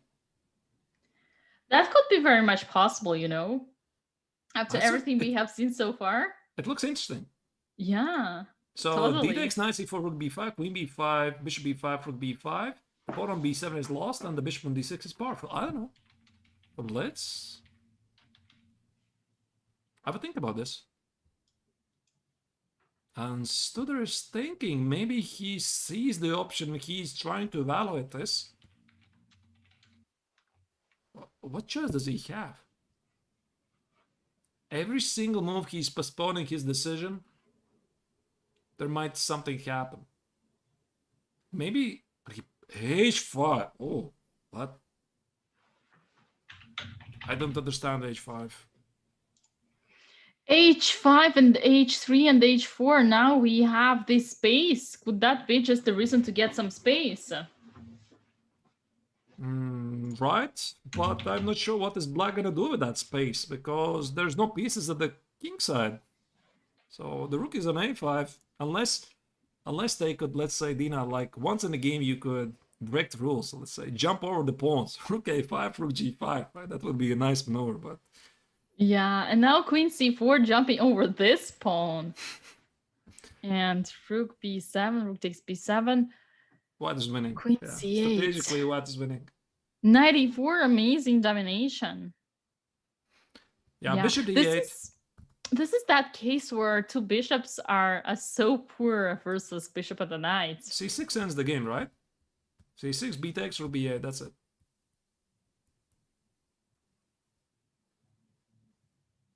I think Sarah, he has 1 minute on the clock. He's just double checking if this indeed works. c6, bishop h3, probably he's checking if there's no perpetual. There's no perpetual. Just play c6. Am I missing something? I don't think so. c6, b takes, rook b8, c takes, queen c8. Oh, wait, the knight on e4 is under attack. But bishop c7 pins the bishop on d8. Okay, I'll keep plays it. Rook b8. Yeah. Nice. I think he just, he saw it, I think, a lot faster than I did. He just makes sure that it works. Yeah, and bishop e6. Now the queen needs to move. Queen b5, attacking both the rook on e8 and the pawn on a4. Yeah, we can say it's a game over now. Bishop d6 game. It's just over. All right, so let's switch over to Alexeyenko's game. Well played by Saren. So he scores an important point. And Alexeyenko is down on exchange. No, he's not. Okay, sorry for the excitement. My chat says Gata is winning. Sorry, I mean, we have to follow this game. Yes, let's switch to Gata. No. I mean, Alexeyenko. Oh, Alexeyenko. He is playing against Gelfand. And, yeah. Might this be, is important. Yeah, this might be a very important game. Now, queen f2, rook a2. Huge threats. Queen e2. Who is even playing here for the win? That's a good question. Well, with the rook on b7, the queen on b6, you kind of think that it should be white. Right. Queen b7. No, definitely black has just extra 2 pawns. Oh, cool. Oh, there you go. Another rook queen blunder. Wait, no. Lost. No, wait, what? No, wait, no. There's rook. Wait, how did this happen? It somehow did. White lost the queen. White was winning? No, black is winning. Yeah, king f8, king e7. But white was winning. I don't know. I don't know if white was winning. I mean, I think it was just a sharp game. So Alexeyenko is taking down Gelfand. No, but come on, this isn't fair. Yeah, and he resigns. He's not gonna test his technique, 2 extra pawns. He knows he's lost. Very quickly, more games. Salampish shot has lost to Kamsky, as indeed the chat said. And we have one more game. Winston Kiemer is playing against... who is it playing against? Maxime Lagarde. Yeah. And we just saw the fist bump just in time. Nice timing. So black wins. Oh. So Kamsky being at the bottom of the tournament, won against Salampish, but Alan was also not very far. Right. Yeah, but neither Alan nor Gata haven't yet reached the number of points that Boris has. This is crazy. With all the losses that we have seen from Boris so far. Right, and we have one more game, Dina. One more game. So the 14th round, I guess there's already a little fatigue for all the players because this has been what they've been playing for an intense blitz for 3.5 hours. Almost. And in the meantime, Alexeyenko and Sarin, they share the lead confidently, having 9 points out of 13. And Winston Kiemer, Maxime Lagarde is 6.5. So for the final round, let me check. Maybe the leaders are gonna clash. So maybe let's follow Alexeyenko against Bishop. And if we are gonna have a possibility, also switch over to Sarin's game. I also want to check the overall standings. If I'm gonna find them, that is. Just a second. And the overall rankings are as follows. Kamsky is still in the lead. Here we go. The overall standings. Before the last Blitz game. So Gata is still keeping his lead, although as you can see, it's very narrow, very narrow, very narrow. 25 points for Kamsky. 24 for Alexeyenko, and Sarenikal is 23.5. Lagarde is also not very... Lagarde, yeah. Well, this is crazy how different it is from the Blitz standings. I mean, yeah. I mean, yeah, Alexeyenko is leading it, but Kamsky is struggling in the Blitz, but I think he is coming back. He scored... How many wins in a row did he score? Yeah, he does come back, definitely. Something like 2-3 wins. I mean, I don't try, at least 2 wins in a row. So this painful loss against Studer when he blundered the queen. Yeah, definitely Kamsky has got some rhythm. Indeed, yeah. So the game against Gelfand allowed him at least to feel it. Sometimes this is all you need, right? You need to feel the rhythm. You need to feel that you can do this. Just 1 victory, 2 victories, 3 victories, then you're unstoppable. Yeah, sometimes it's also about the inspiration and the attitude. You know how you played, like whether it's your day or not. How did you wake up? For Blitz, it's like I've seen it. I've heard it so many times that for Blitz, it's about your inspiration, your confidence, and your general attitude for this day. Right. You do not oppose to this. No. That's good. All right, the final game of today. There's a question in the chat if the festival is over after this match. The Blitz tournament is, not the festival, because the action will resume on Monday. On Monday resumes the classical tournament, so the players are playing in between the Blitz tournament. Again, let me switch it here. Yeah, sometimes the board doesn't refresh. Here we go. So it started quietly. Let's go. Let's go for the final blow. What are your predictions, Artur? I think it's gonna be a shared first place between Alexeyenko and Sarin. I don't know with how many points. They've been going really close for the entire tournament. They are well-deserved leaders. So you can already maybe think of some questions which we could relay to either Kirill or Sarin. So Angelica is going to be doing the interview on site. I hope the technique this time is not going to fail us. Sometimes the technique was, you never know. Yeah, I'm sure it's going to be fine. What was the saying about the technique? Technique? Yeah, there was a saying. Okay, I don't remember. Yeah. Oh, haven't we already seen this just in the previous round?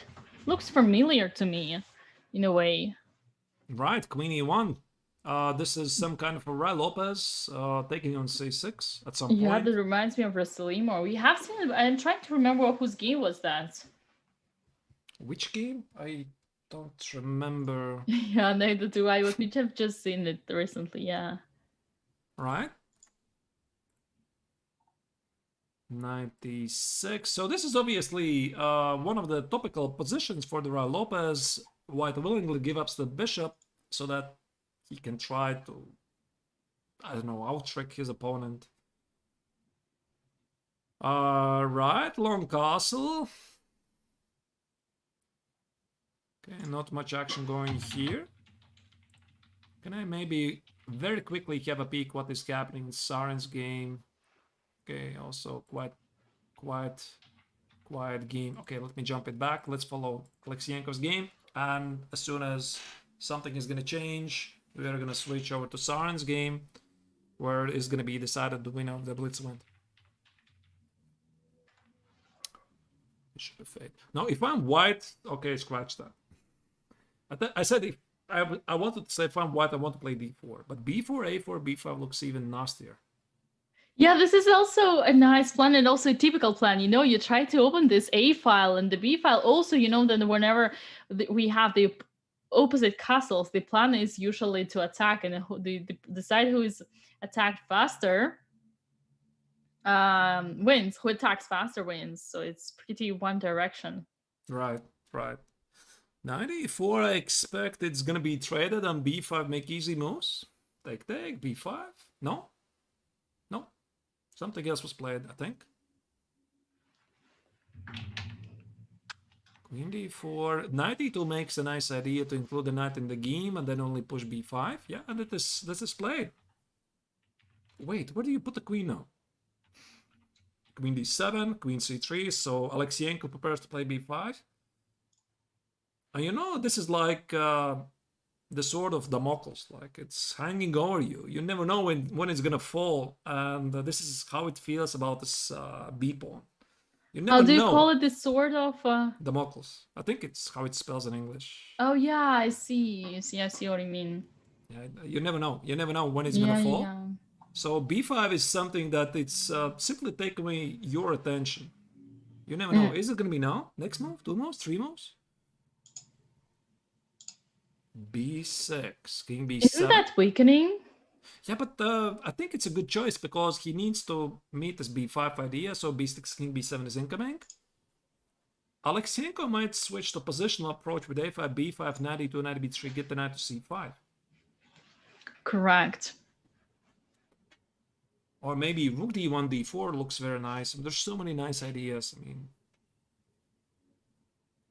Yeah, but what if, like, I do believe that here white's king is way safer than the black's one, and I do not see... Knight a5 now looks killing, no? Knight a5, amazingly spotted by Artur. Congratulations. Thank you. And after pawn takes GM. a5. I'm supposed to say something. Yes. And after pawn takes a5, queen takes a5. I thought actually b6 on c6, and then some rook b1 mate ideas. But, I mean, I don't know. Maybe you're right. Maybe queen a5. Queen a5 or b takes c6 with the idea of checkmating on b7. So really, the queen a5 immediately happened. You know, but maybe this is not even Just a great idea. I don't know. d4. Okay, this is very sharp. I didn't see this. I just recommended this move. I mean, it's not my game. My favorite expression. It's not my game. This is why I can recommend this. Queen e5. But you know, as they say, it's always easier to give advices from the side than from being in a player's place yourself. Right. You're completely right there. Bishop d6, now black is completely fine. There's no attack, so Kirill is desperately trying to open the position. f4, e5, try to open it, because if black is going to stabilize his position, he can just resign. Yeah, there's a mate threat on h2, by the way, as well, a minor little thing. Knight c3, and I think he is having nothing, but doesn't matter for Blitz. Just one shot, you miss it, some rook d6, and that's it, you're gone at some point. I mean, it's not so simple. No, not really, it doesn't matter. B takes c6.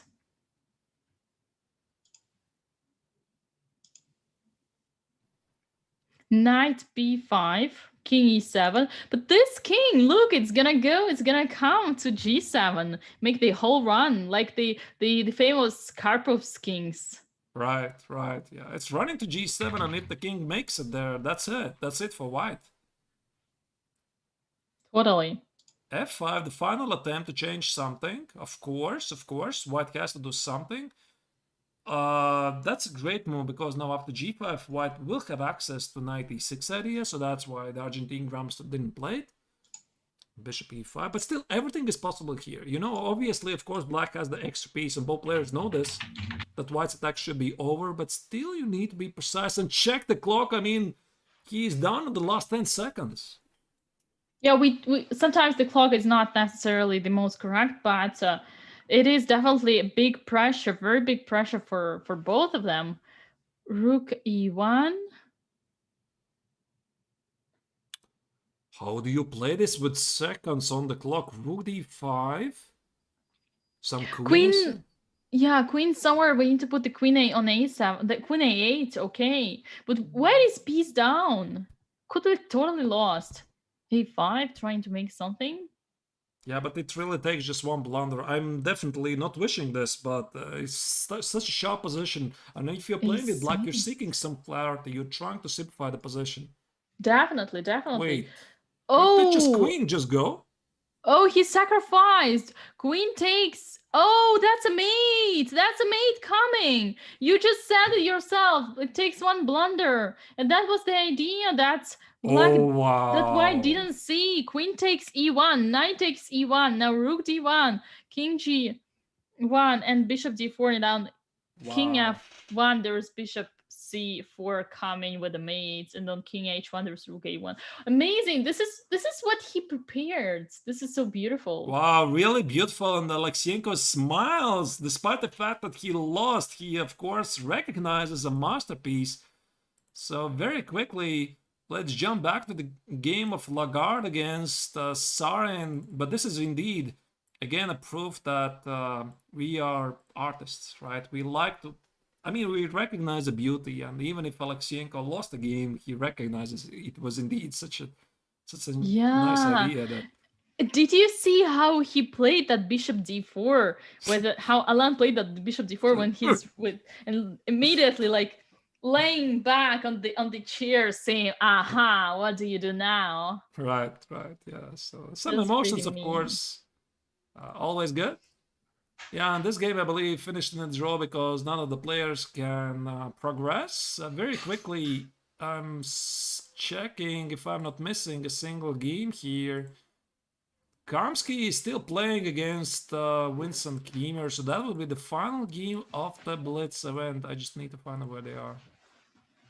Here they are. Yeah, that's gonna be the final game, and So Sarin wins. Sarin wins the Blitz one. okay, Sarin wins the Blitz because Kirill has just lost to Alain Bichot. That is totally unpredictable and compared to where we started from. Right. Absolutely different from what it was before. And who could expect all that to happen?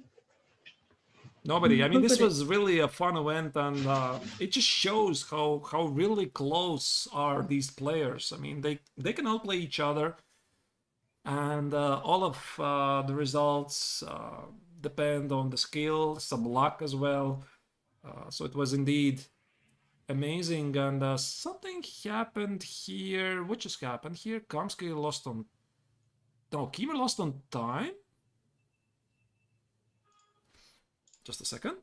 Yeah, No, it's a draw. No, it's it's a draw. draw. I'm sorry. I apologize about that. My screen was lagging. It's a draw. All the pawns were gone. Although, It's draw.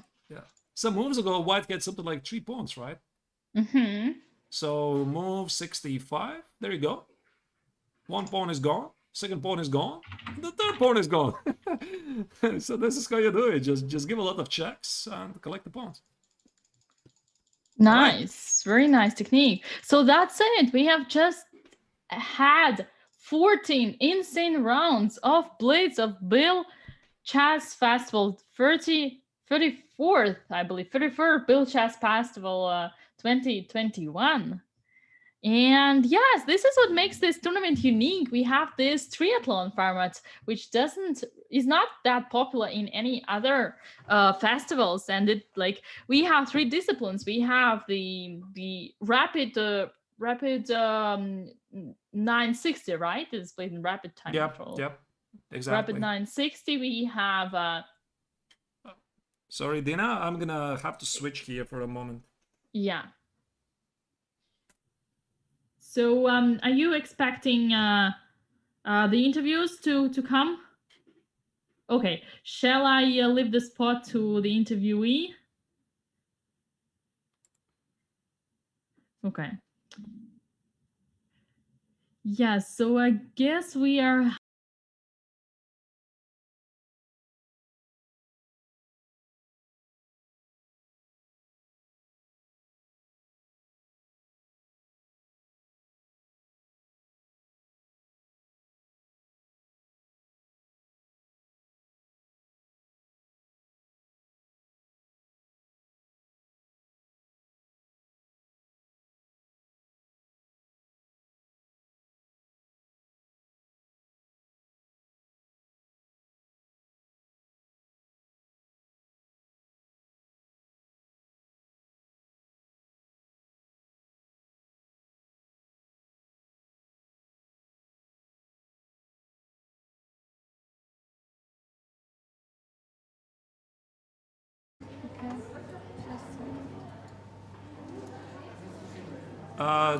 We are coming live. Probably The interview is getting ready,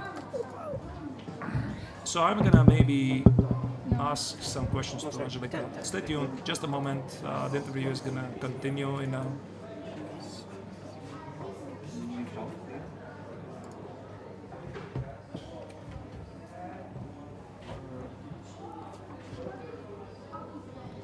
So just stand a little bit. Okay, so we're ready to start. Okay, so we are having the winner of the Blitz tournament of Grandmaster Triathlon in 54th Chess Festival in Biel, and congratulations so much, Neiksans. thank you very Congratulations much. to you. That was a pretty exciting tournament. You were at some moment, back Yeah. and it went back and forth, and at the Yeah. end you got, I think, some luck maybe, and with it you were able to win the tournament. It was great. So maybe you would like to share with us some ideas about the game against Gelfand you played. Sure. Okay. So the game started with Arturs touch. Yeah. Okay, so it was a catalog. And here, main move is castles, but Gelfand played knight c3, which is also interesting. I think d4, knight d5, knight c6. It's a solid position. White can try to play for two results in general, but okay. So knight c6, queen e8, takes, queen a4, c5, and there's a confusing line because if it's castles instead of knight c3, it can also come like this. Then you play e5. You can go That's Instead of knight it's a bit c6, it's a bit hard to go. Like there's this line also. Bishop takes, queen takes, and queen. I don't know. A4 is also good. And here you play a4.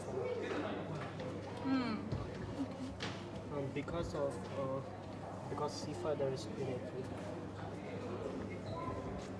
And there's there is a queen. Yeah. But here you play c5 because after queen a3 there is queen b7. Very nice. No castle. That's why c5 and so takes bishop e3, queen c7, f3.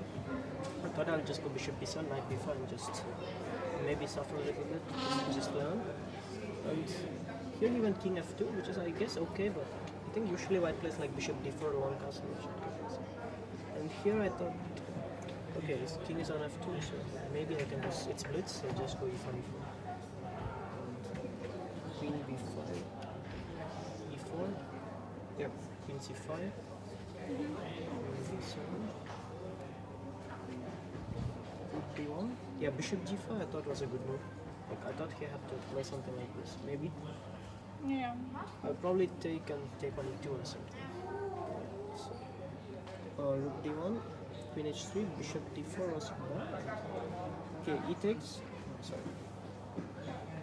One takes, and here it's funny because I just played, I thought knight g4 check was very nice, and I did not even see that I can play queen g2 check. Oh yeah. Like, that's funny. Like, I thought I'll just take and something, but then he started thinking a bit after knight g4, then I saw I have queen g2 also. And of course queen g2 is much better. Yeah, here I don't know, I thought this was good enough, f6. d5, you cannot play rook d5, both rooks are good. Yeah, here the king is just too open, like too many threats for him. Also the rook design was up to it.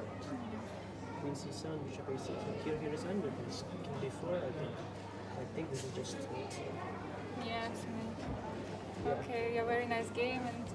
And how did you prepare for this Blitz tournament, or how do you prepare normally? Do you play online chess? Blitz? Yeah, I was just waiting for the Blitz basically. I did not do any preparation, I just wanted to play fast chess, not think too much. So you kind of was prepared that you are maybe going to win Blitz, so it was your shot, so to say. I did not think of that, but I just really like Blitz. And I play a lot online, so just maybe to practice. You also had some chances in Rapid, actually, yeah? So Yeah. Rapid, I think that's my least experience from it, but yeah, hopefully I can get better at that also. yeah. So, and at which moment you could already feel today that you might win this tournament? Or you're not thinking about that? Only after Maxime told me that I won the tournament, I realized. Okay, and so now you're actually with this win, you're getting to the top 3 of overall standings. So, and in classical, so we have 3 rounds left. So each point is actually equally 4 points. So it's a lot. So how do you feel yourself? Do you think you still have chances for fighting for winning the tournament? Or? Well, I hope so. I'm happy with the way the Rubber and Blitz went. Classical first round was bad. Otherwise, it's sort of okay, but I think I should really play classical a bit better. So yeah, I hope to do it after the rest day. How was it for you to play Blitz after playing classicals? Yesterday was still the 4th round of classical, and today you have to instantly play Blitz. So how it was for you? Yeah, I think it's fine. Like I can play Blitz any hour of the day. Awesome. But tomorrow we will have rest day, so we'll have some time to Adjust. Yeah, just adjust to the classical part, and you will have three games. Who are you going to play against? I'll play against Vincent Gamer. Are you ready for that game? I'll get ready. I'll get ready. Okay, we wish you good rest tomorrow, and good luck in the following games in classical round. Thank you. Congratulations one more time to your victory. Thank you very much.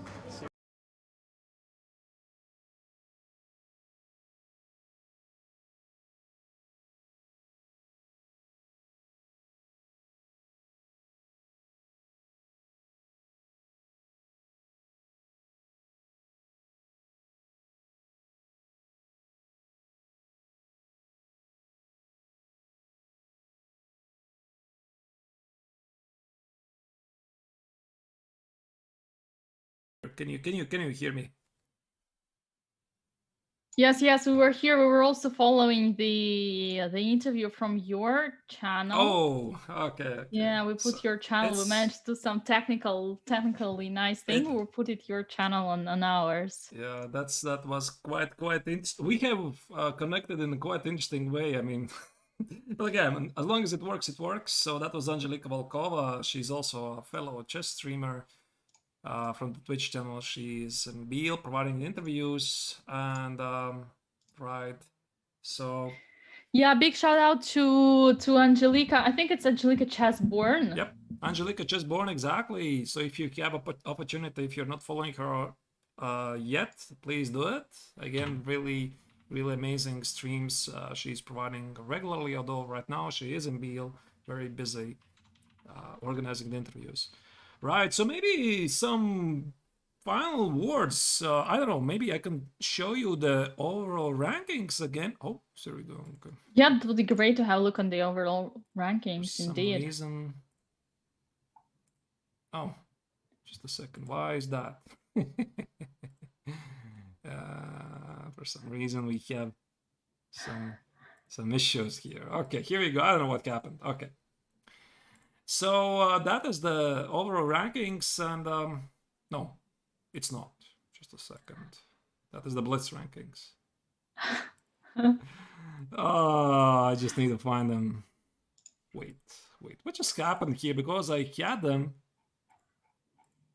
I might have closed. There they are. Just found it. Just a second. I'm going to put it on the screen. Sorry for that. Yeah, go ahead. Here we go. Yeah, I was, yeah, doesn't matter. So here's the overall rankings after the Blitz event. What do you think, Dina? Who's going to win this? Okay, so let me put them as well to my channel. It was over here. Okay, so we basically have Kamsky on the first place with 8.5. He had scored 8.5 in classical. Yeah, he had scored 8.5 in classical. He has 11 in rapid and 6 in blitz. Right. Oh, look! It looks like he was second in rapid. No, he was first in rapid. Rapid is chess 960, right? No, I mean, Chess 960, it is not part of the. Oh right, this was triathlon. for Chess 960 was for the selection of of the Yeah, it's a places, I tiebreaks. remember. It also serves as tiebreaks, if my memory is correct, because if there's going to be a Yeah. tie in overall, and as you can see already, Alexeyenko shares the place with Neiksans. So if there's going to be a tie, Alexeyenko automatically should become the champion because he won the Chess 960 tournament. And Sarin has a bad tiebreak. Yeah, I makes think sense. in Chess 960 he finished badly. Gata also didn't perform. I'm just trying to remember what place he finished. I don't remember it from the memory, but he won the rapid tournament, but he performed. I don't remember who he formed in Chess 960. It's not included here. Okay. Mm-hmm. All right. So we have, well, I would still, okay, so, but now we have only 3 rounds left of classical chess. Yes, 3 more rounds. Yes, and have the pairings been completely switched from yesterday, or did the situation, like compared to yesterday, how did the situation change? Meaning in overall rankings? That was the overall rankings, yeah, including... Didn't understand your question. Yeah, I mean, yesterday, before the Blitz pot, yes, we had the leaders, and we have the leaders today. Has the situation... Yes, like... yes, definitely. Kamsky has kept his lead, but it has seriously diminished. So I think it's really unpredictable. Mm-hmm. So I'm not sure what... probably he's happy that he's kept the lead, but everyone can score the overall victory here because, again, every victory in the classical tournament is 4 points. So it just takes one game and that's it. I mean, even a half a point is 1.5. I mean, half a point is 1.5 points in the overall standing. So everything absolutely can happen in 3 rounds. It's very, very difficult to predict what is going to happen. So, but this means it's going to be really exciting. And we also are going to try to follow some of the open tournament MTO games as well. There's some so powerful players playing there that I'm just wishing to see them in action as well. Yes, absolutely, and so do I. And maybe we'll have a chance to look at their action together. Right, indeed, yeah. So definitely, I'll be very happy if you can join me also for the future broadcast. It's been fun because I've been talking alone for the last days, and there's always more interesting to have an amazing teammate doing the commentary. So absolutely, I look forward to this. Yeah, you have been a total hero. It's not an easy thing to do the commentary alone. Some people have the thing for that and do enjoy that, but in general, it's physically not the easiest one. So hopefully, I will be able to give you a hand there. And it was a total pleasure, Artur. As always, we have already worked together. It was a total pleasure looking at this high quality chess in your company. Thank you, Dina. That means a lot. So now the question is what happens? I think the official coverage is finished. Are you going to continue the stream yourself? I will figure that out in some minutes because later on tonight at I believe around 8 or 9 Central European, I will be joining Akanemsko for a charity stream. Yes, I still have some time, so I'll figure out what we do together. Or at my chat. And what about you? I guess you you must be exhausted. No, not exhausted, but I'm definitely finishing the stream here. So I'm not sure if I'm able to make a raid over to your channel or not. Let me try to do that. I mean, because I'm using a different yeah, you can definitely type a raid in the chat and then finish the stream. All right, yeah, it works. It indeed works. So I would like to again thank everybody for watching here today. That was Latvian Grandmaster Arturs Neiksans with you, and as always, charming Dina Belenkaya from location unknown. Russian woman Grandmaster Dina Belenkaya. Yeah, woman Grandmaster.